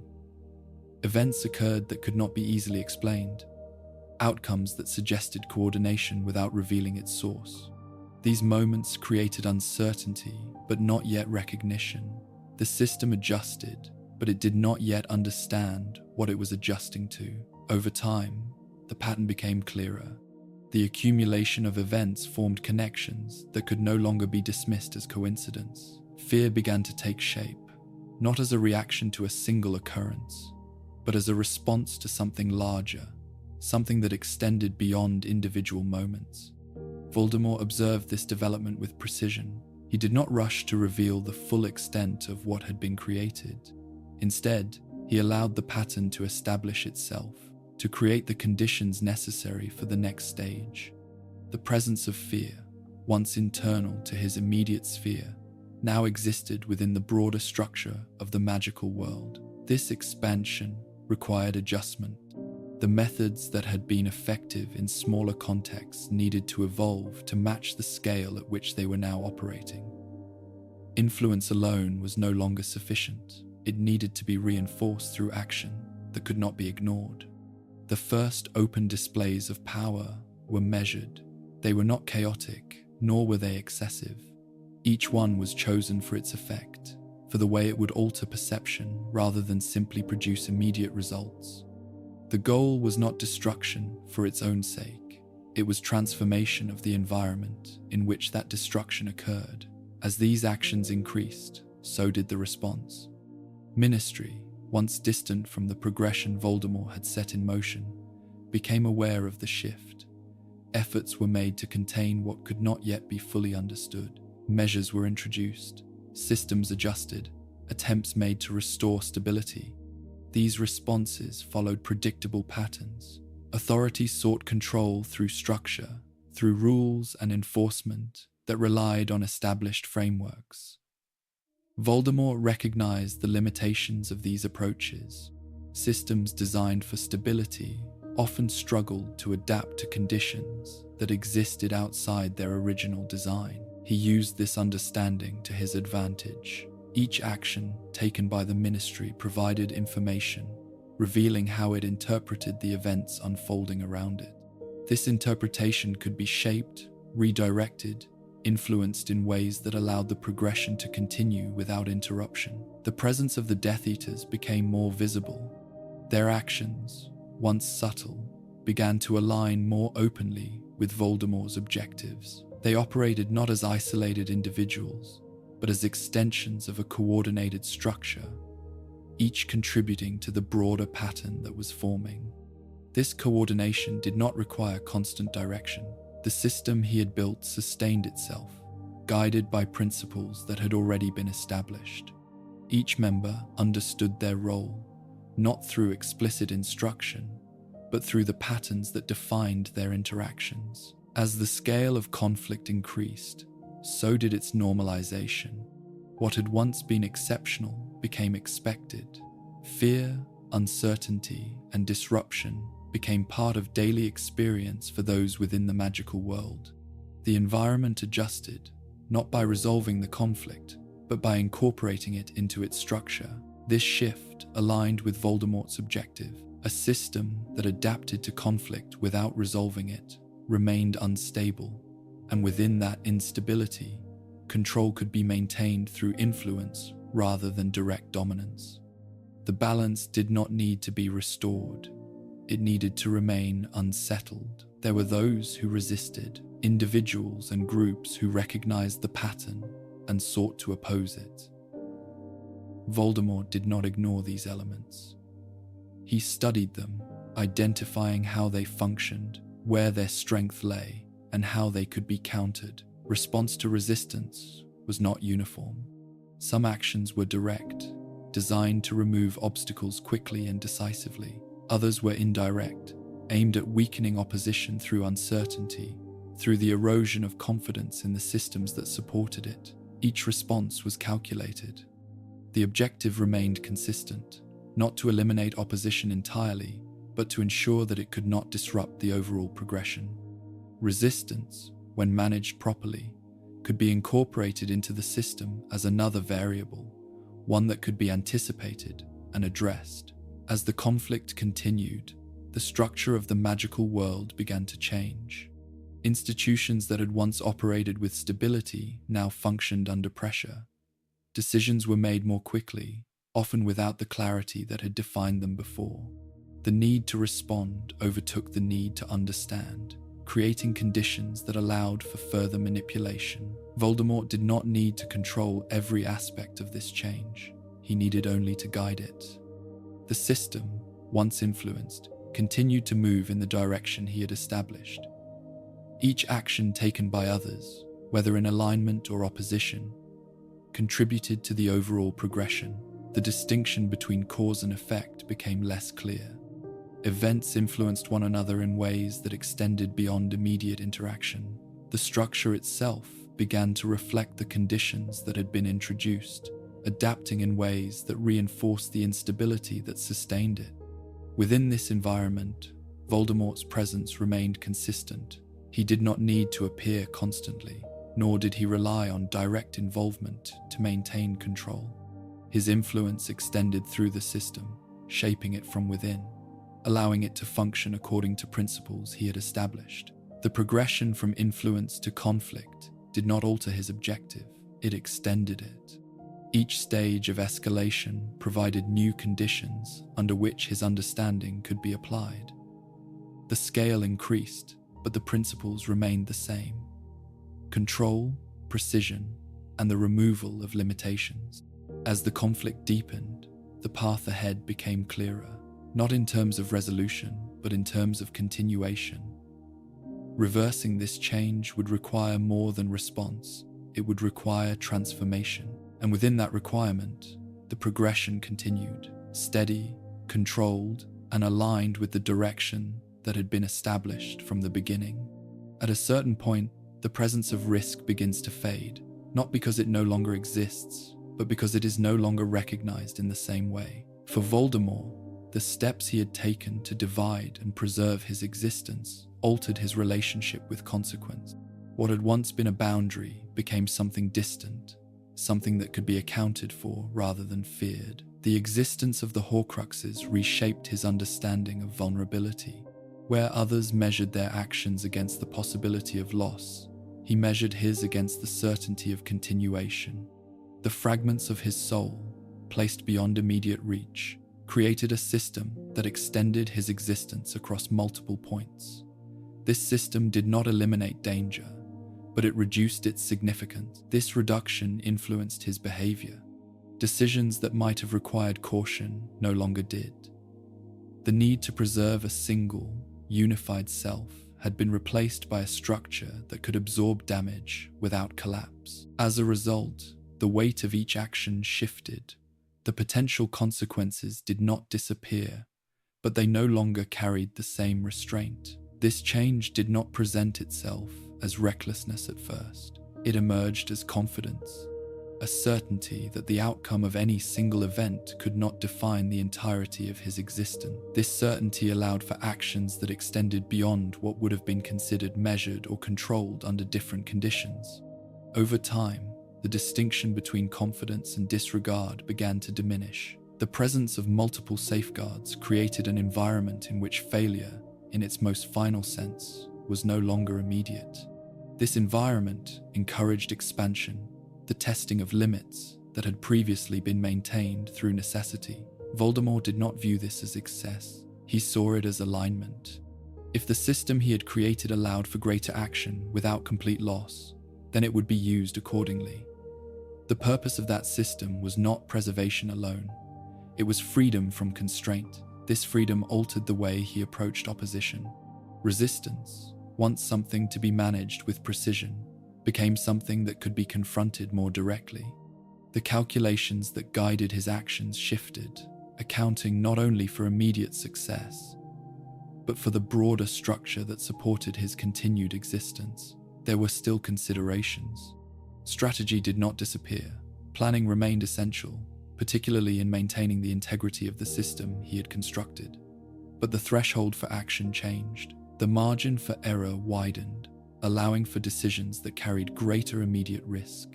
Those who observed him began to notice this shift, though not in a way that could be easily defined. There was a difference in how he engaged, in the way he moved through conflict, in the absence of hesitation that had once been measured against outcome. It was not visible as instability, it was visible as certainty taken further.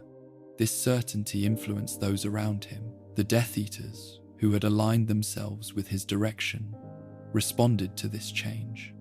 Some interpreted it as strength, as a sign that their leader operated beyond the limitations that governed others. Others felt the weight of it differently, recognizing that the absence of restraint altered the balance within the structure they were part of.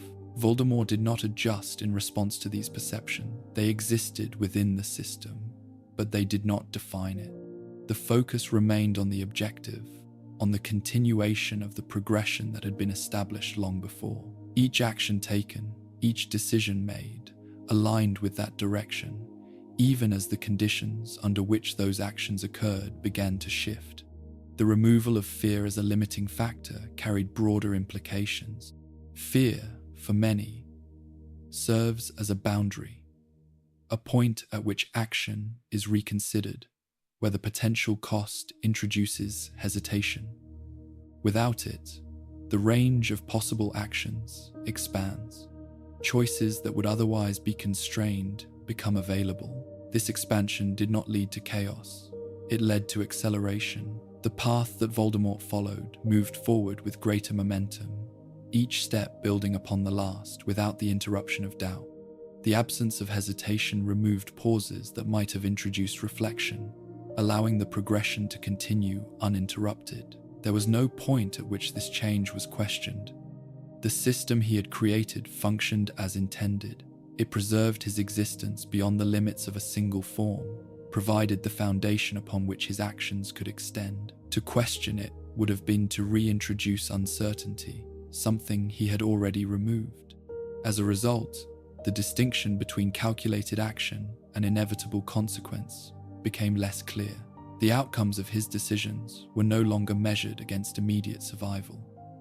They were absorbed into a broader structure that ensured continuation. This absorption reduced the impact of individual results, shifting focus away from any single moment. The physical form, already altered by previous divisions, continued to reflect these changes, not as a direct response to any one action, but as part of an ongoing process. The connection between what he had become and how he appeared grew more pronounced, though it remained secondary to the internal structure that defined him. The environment in which he operated adjusted as well. Opposition recognized the increasing scale of his actions, the shift in how he engaged with conflict. Responses became more urgent, more focused, though still limited by the structures within which they operated. Voldemort observed these responses without altering his course.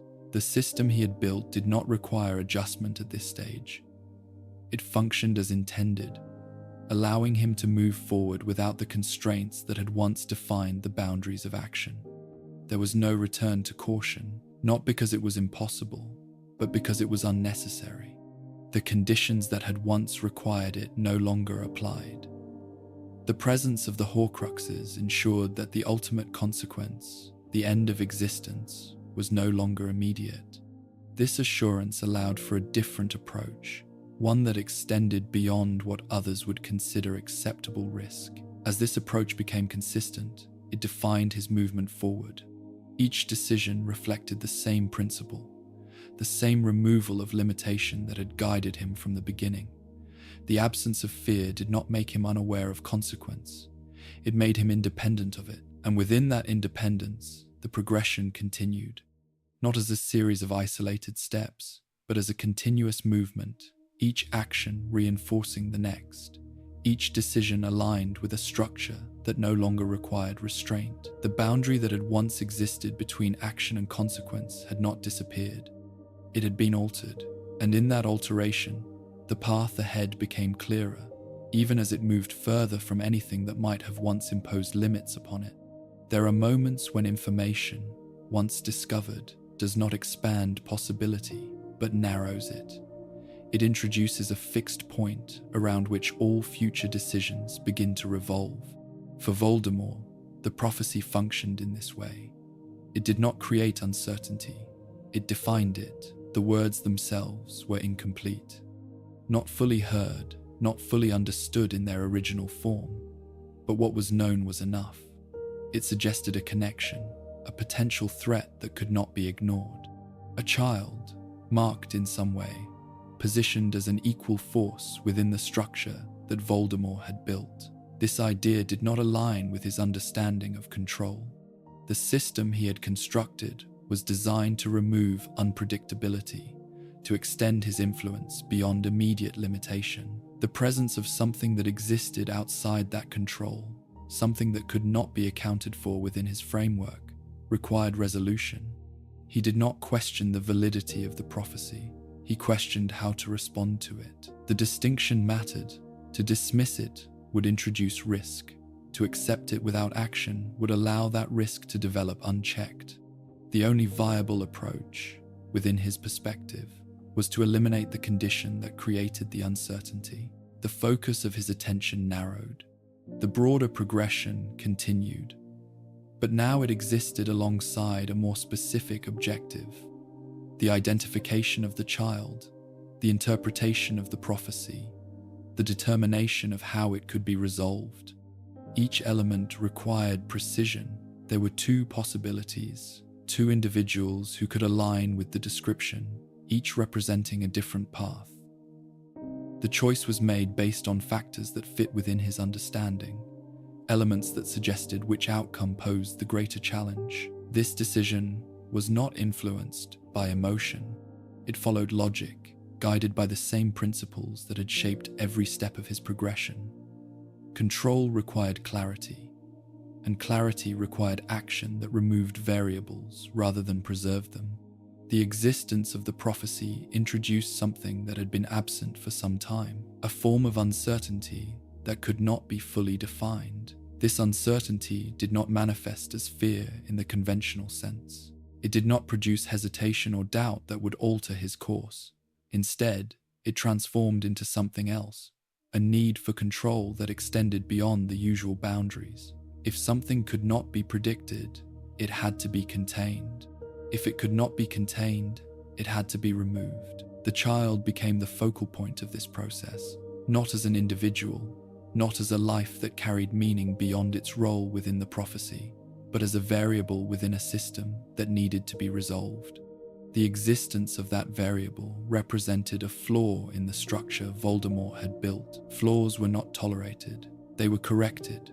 The planning that followed reflected this perspective. It was not rushed, not driven by urgency in the emotional sense.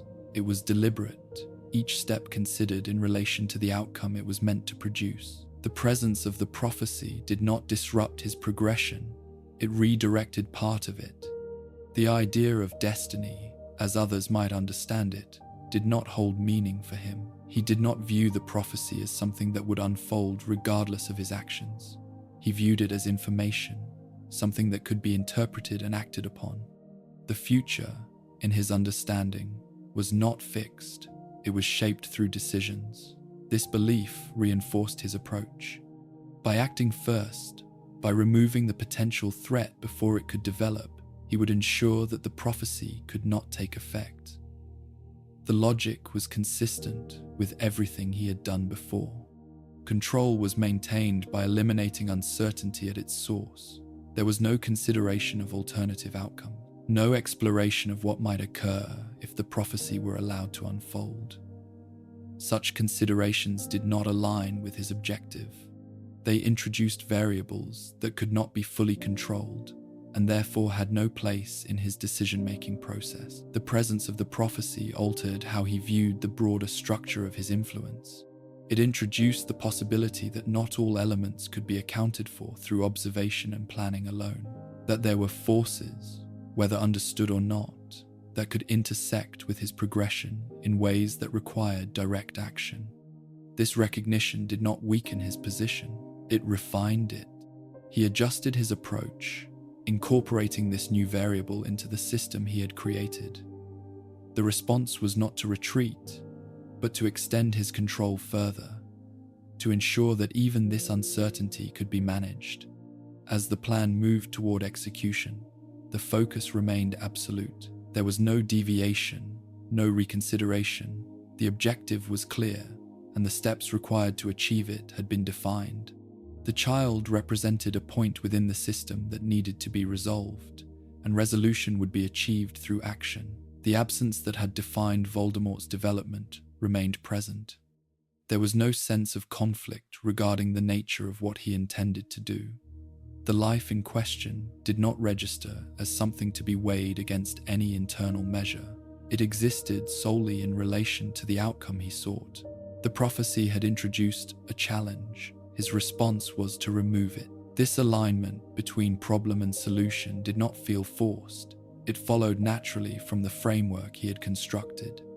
Each element of his progression had led to this point, where control was extended to address even those variables that existed outside ordinary influence. As he moved forward, the system remained intact. Broader objectives continued, supported by the structure he had built. The focus on the ente prophecy did not replace them. It existed alongside them, integrated into the progression rather than interrupting it. And within that progression, the path remained consistent, defined by the same principles that had guided it from the beginning: observation, precision, and the removal of anything that might introduce uncertainty. The prophecy did not change who he was. It revealed how he would respond when faced with something that could not be fully controlled. And that response, like everything before it, moved him further along a path that no longer allowed for deviation. The decision, once made, did not require further deliberation.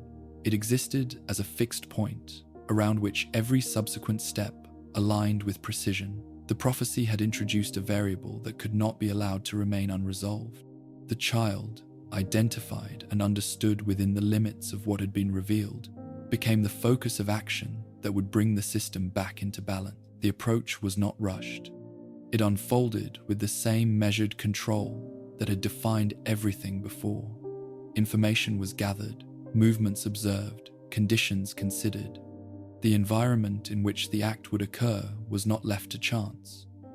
Each element was accounted for, each possibility examined within the framework of what could be anticipated. There was no sense of urgency in the emotional sense, only direction.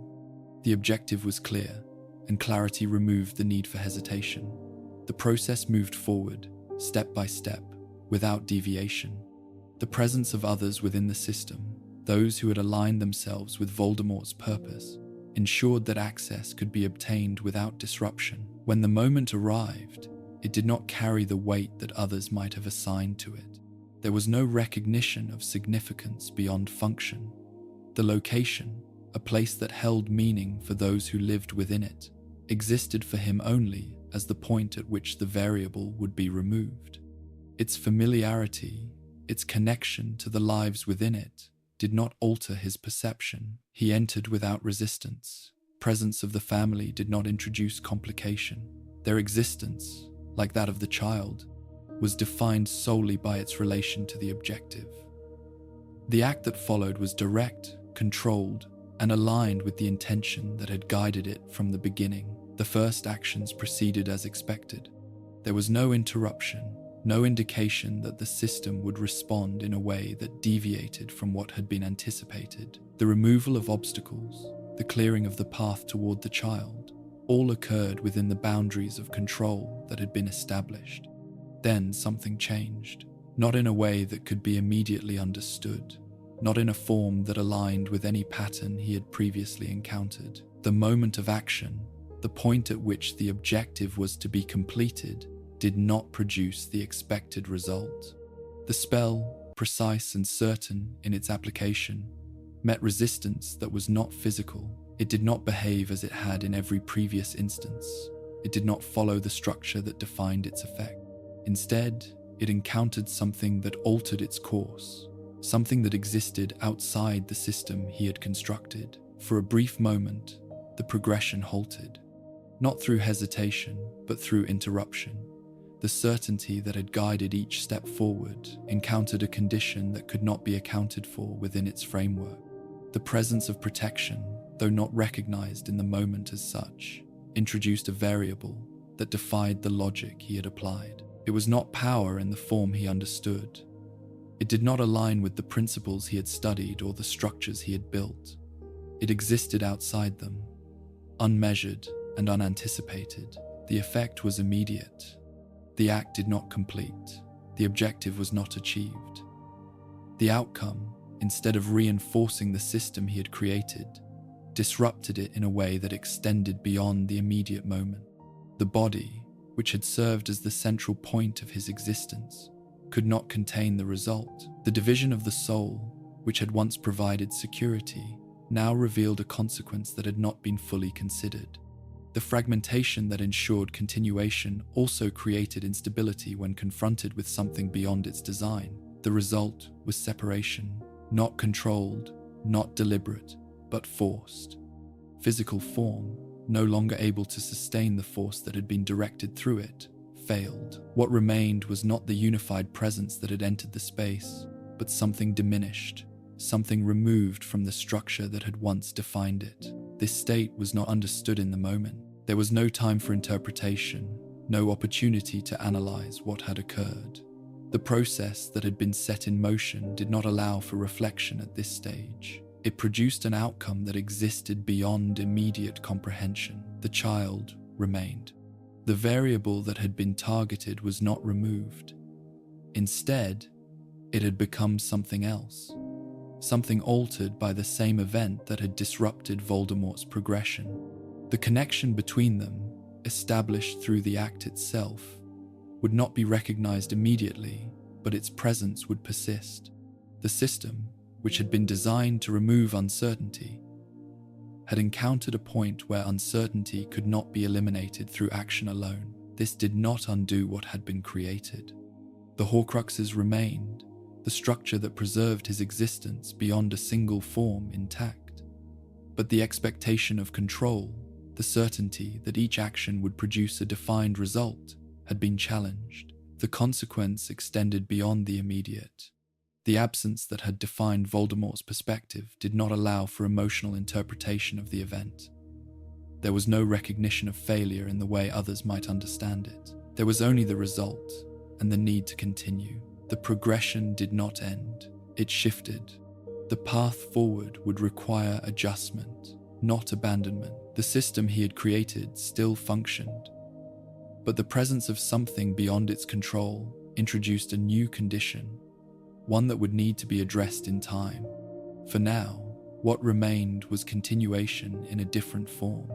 The separation from the physical body did not eliminate existence, it altered it. The fragments of his soul ensured that what he had constructed endured, even as the form he had occupied was no longer sustained. This endurance did not restore control. It preserved the possibility of it. The event, which had been intended to remove uncertainty, had instead revealed that not all variables could be accounted for through the methods he had employed. This revelation did not alter his objective. It expanded the conditions under which it would need to be pursued. The path ahead remained, defined not by the interruption, but by how it would be addressed. And within that definition, the progression continued, shaped now by a factor that could not be ignored, but also not fully understood within the framework he had created. Existence, once separated from the body, does not continue in the way it once did. It does not follow the same structure, nor does it respond to the same conditions. For Voldemort, what remained after the loss of his physical form was not an end, but a state that existed between definition and absence. The Horcruxes had fulfilled their purpose. They had preserved what he had placed within them, ensuring that the destruction of his body did not result in complete dissolution, but what remained was not whole. It was diminished, reduced to a form that could not act independently, that could not exert control in the way he had once done. This state was not stable. It required support. The fragments of his soul, anchored in objects beyond immediate reach, ensured continuation, but they did not restore function. What remained of him existed as something less defined, something that depended on external conditions to persist. This dependence introduced a limitation that had not been present before.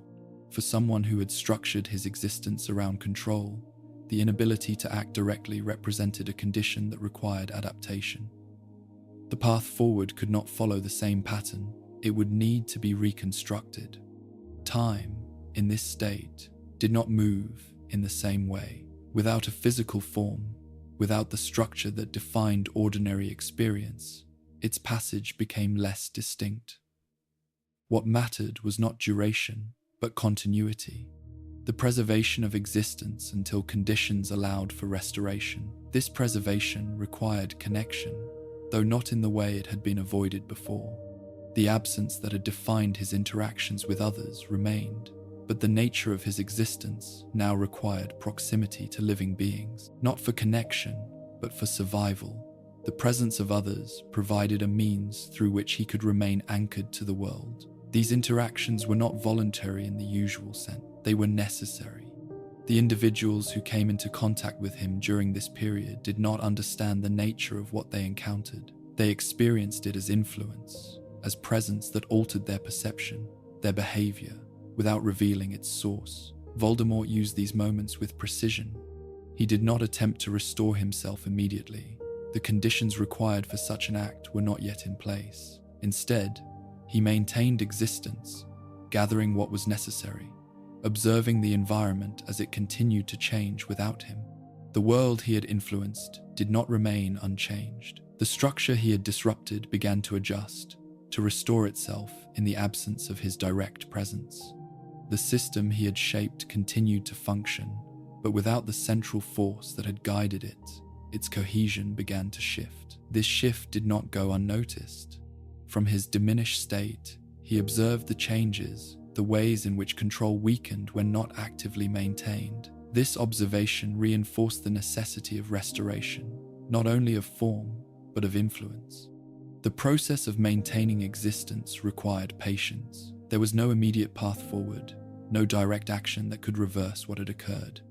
Instead, each moment was defined by continuation, by the need to remain present until the conditions for return could be established. This patience was not passive, it was deliberate. Every interaction, every influence, exerted from this reduced state, contributed to a broader objective. Information was gathered, individuals identified, resources located. The path to restoration began to take shape, not through force, but through accumulation. The absence that had once allowed for independence now intersected with necessity. Connection, though still devoid of emotional meaning, became functional. Those who encountered him served as points of contact, as means through which his existence could be sustained and extended. This did not alter his perspective, it adapted it. The dependence on others during this period did not introduce attachment. It remained within the framework of utility, each interaction defined by what it provided rather than what it represented. Over time, the process moved forward. The conditions required for restoration began to align. Shaped by the actions taken during this period of diminished existence, the individuals involved, whether aware or not, contributed to the progression that would eventually lead to his return. Throughout this time, the memory of what had occurred remained clear, not as a source of regret, but as information. The event that had disrupted his control was analyzed, its implications considered within the limits of what could be understood. It introduced a factor that would need to be addressed, but it did not alter the direction of his objective. Control remained the goal. The form through which it would be achieved had changed, but the purpose had not. Each step taken during this period aligned with that purpose, contributing to the reconstruction of what had been lost. As the process continued, the distinction between existence and absence remained present. He was not what he had been, but he was not gone. This state, though limited, allowed for progression. It provided the foundation upon which restoration could occur, ensuring that the path forward remained open. The absence of a body did not define the end of his progression. It defined a stage within it, a period of adaptation, of recalibration, where the principles that had guided him from the beginning were applied under different conditions. The removal of limits, the extension of control, the persistence of existence beyond ordinary boundaries. Each of these elements remained intact, and within that continuity, the path ahead continued to form, shaped by the same direction that had guided every step before it, not interrupted, not concluded, only altered and moving steadily toward restoration. Restoration did not arrive as a return to what had been. It came as construction, shaped by the same deliberate intention that had defined every step of the progression before it. The form that Voldemort would take again was not a recovery of the past. It was the result of everything that had been done to move beyond it. The process required precision. Nothing about it was left to chance. The elements involved, the sequence of actions, the individuals who played a role in bringing it to completion, all were chosen with care. The absence that had defined his existence in the intervening time now gave way to something more structured, but not more complete. The body that formed was not the same. It did not carry the balance of what had once existed. The divisions of the soul, the fragmentation that had been sustained through the Horcruxes, were reflected in the structure that emerged. This was not a return to unity. It was an extension of division into physical form. When the process reached its conclusion, What stood in place of what had been lost was something altered. The presence was familiar in its intent, but different in its composition. The features, the movement, the way it occupied space, all carried indications of change, not exaggerated, not immediate in their full effect, but consistent with the progression that had led to this point. Voldemort did not respond to this change with concern. The body, as he understood it, was a vessel. Its form mattered only in how it allowed him to act, to exert control, to continue the progression he had set in motion. The fact that it differed from what had been before did not alter its function. What mattered was restoration of agency, the ability to act directly, to move within the world without reliance on intermediaries, to re-establish the presence that had once shaped the structure around him. This ability returned, not as it had been, but as something aligned with what he had become. The absence that had defined the period without form did not disappear. It remained present, shaping how he interpreted the world, how he approached the continuation of his objective. The return to a physical state did not restore what had been removed. It provided a means to extend what remained. Those who had maintained alignment with him during his absence responded to his return as expected. Their actions reflected recognition, not of what had been lost, but of what had been restored. The structure that had weakened in his absence began to stabilize, its cohesion reinforced by the reappearance of the central force that had once guided it. Voldemort did not seek to reassure or reconnect. The system did not require it. His presence alone was sufficient to re-establish control, to align the elements that had shifted during the period of absence. The principles that had defined the structure remained unchanged, and those within it adjusted accordingly. The environment into which he returned had changed, not in its fundamental nature, but in its configuration. The absence of his direct influence had allowed for developments that now required attention. The structure of opposition had adapted, new patterns had formed, and the conditions under which he would continue his progression were different from those that had existed before. He observed these changes with precision. Each detail provided information, revealing how the system had adjusted, where its strengths now lay, and where its vulnerabilities could be found. This observation did not slow his progression, it informed it. The objective remained unchanged: control, extension, and the removal of limitations. The path toward these goals continued, shaped now by the experience of loss and restoration, by the understanding that even the systems he had constructed required reinforcement. The body, though functional, reflected the cumulative effect of what had been done. It was not simply a tool, it was an expression of the process, a physical manifestation of the divisions that had been created.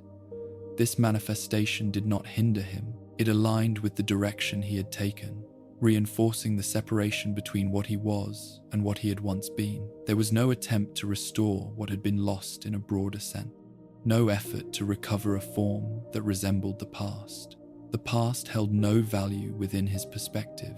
It existed only as a reference point, something that had been surpassed through deliberate action. As he moved forward, the integration of his restored form into the system he had built occurred without disruption. The Death Eaters, the network of influence, the patterns that had been established, all responded to his presence in ways that reinforced their alignment. The structure, though altered during his absence, adapted quickly. Voldemort did not reintroduce himself gradually. There was no need. His return, once complete, carried its own authority. The presence he projected did not require validation. It existed as a continuation, not a re-entry. The progression had not ended. It had been interrupted, and now it resumed. Within this resumed progression, his actions reflected the same principles as before. Each step was deliberate. Each decision aligned with the objective that had guided him from the beginning. The experience of existing without form had not altered his direction. It had reinforced the necessity of what he was doing. The system he had created, though functional, was not yet complete. There were still elements to address, variables to control, structures to refine. The return to a physical form allowed for direct engagement with these elements, accelerating the progression that had been paused. The absence that had defined him remained intact. It did not diminish with restoration. It did not give way to something new. It continued to shape his perspective, ensuring that the path he followed remained consistent, uninterrupted by factors that might introduce deviation. The distinction between what he was and what he had once been became more pronounced, not through reflection, but through continuation. Each action taken reinforced the separation. Each decision aligned with a structure that no longer resembled anything that had existed before. And within that structure, the progression continued, not as a return, but as an extension, moving forward with renewed capacity, guided by the same principles, and shaped by the same absence that had defined every stage along the way. Control, once re-established, does not remain static. It requires reinforcement, expansion, and constant attention to the conditions in which it operates. For Voldemort, the return to a physical form marked not an end to disruption, but the beginning of a more deliberate phase of consolidation. The system he had built before his absence remained, but it was no longer sufficient in its original state. Time had introduced variation. Opposition had adapted. Structures had shifted, and the environment no longer responded in the same way. To move forward, the existing framework needed to be reshaped to match the new conditions. He approached this task with precision. The first step was not expansion, but assessment. Each element of the system was examined, its strengths and weaknesses identified through observation rather than assumption. The Death Eaters, though still aligned, had changed in their absence from direct control. Some had remained consistent, others had altered their position in response to the absence of his influence. These differences did not create uncertainty, they created information. Voldemort did not seek to restore the system exactly as it had been. He adjusted it, removing elements that no longer aligned with his objectives, reinforcing those that did. This process was not visible as a single action. It unfolded through a series of decisions, each one contributing to a broader restructuring. Loyalty, once assumed, was redefined. Those who followed him were no longer evaluated solely on their past alignment, their current position, their response to his absence, their capacity to act within the new conditions. All became factors in determining their place within the system. This evaluation was not communicated openly, it was expressed through action. Access was granted or restricted,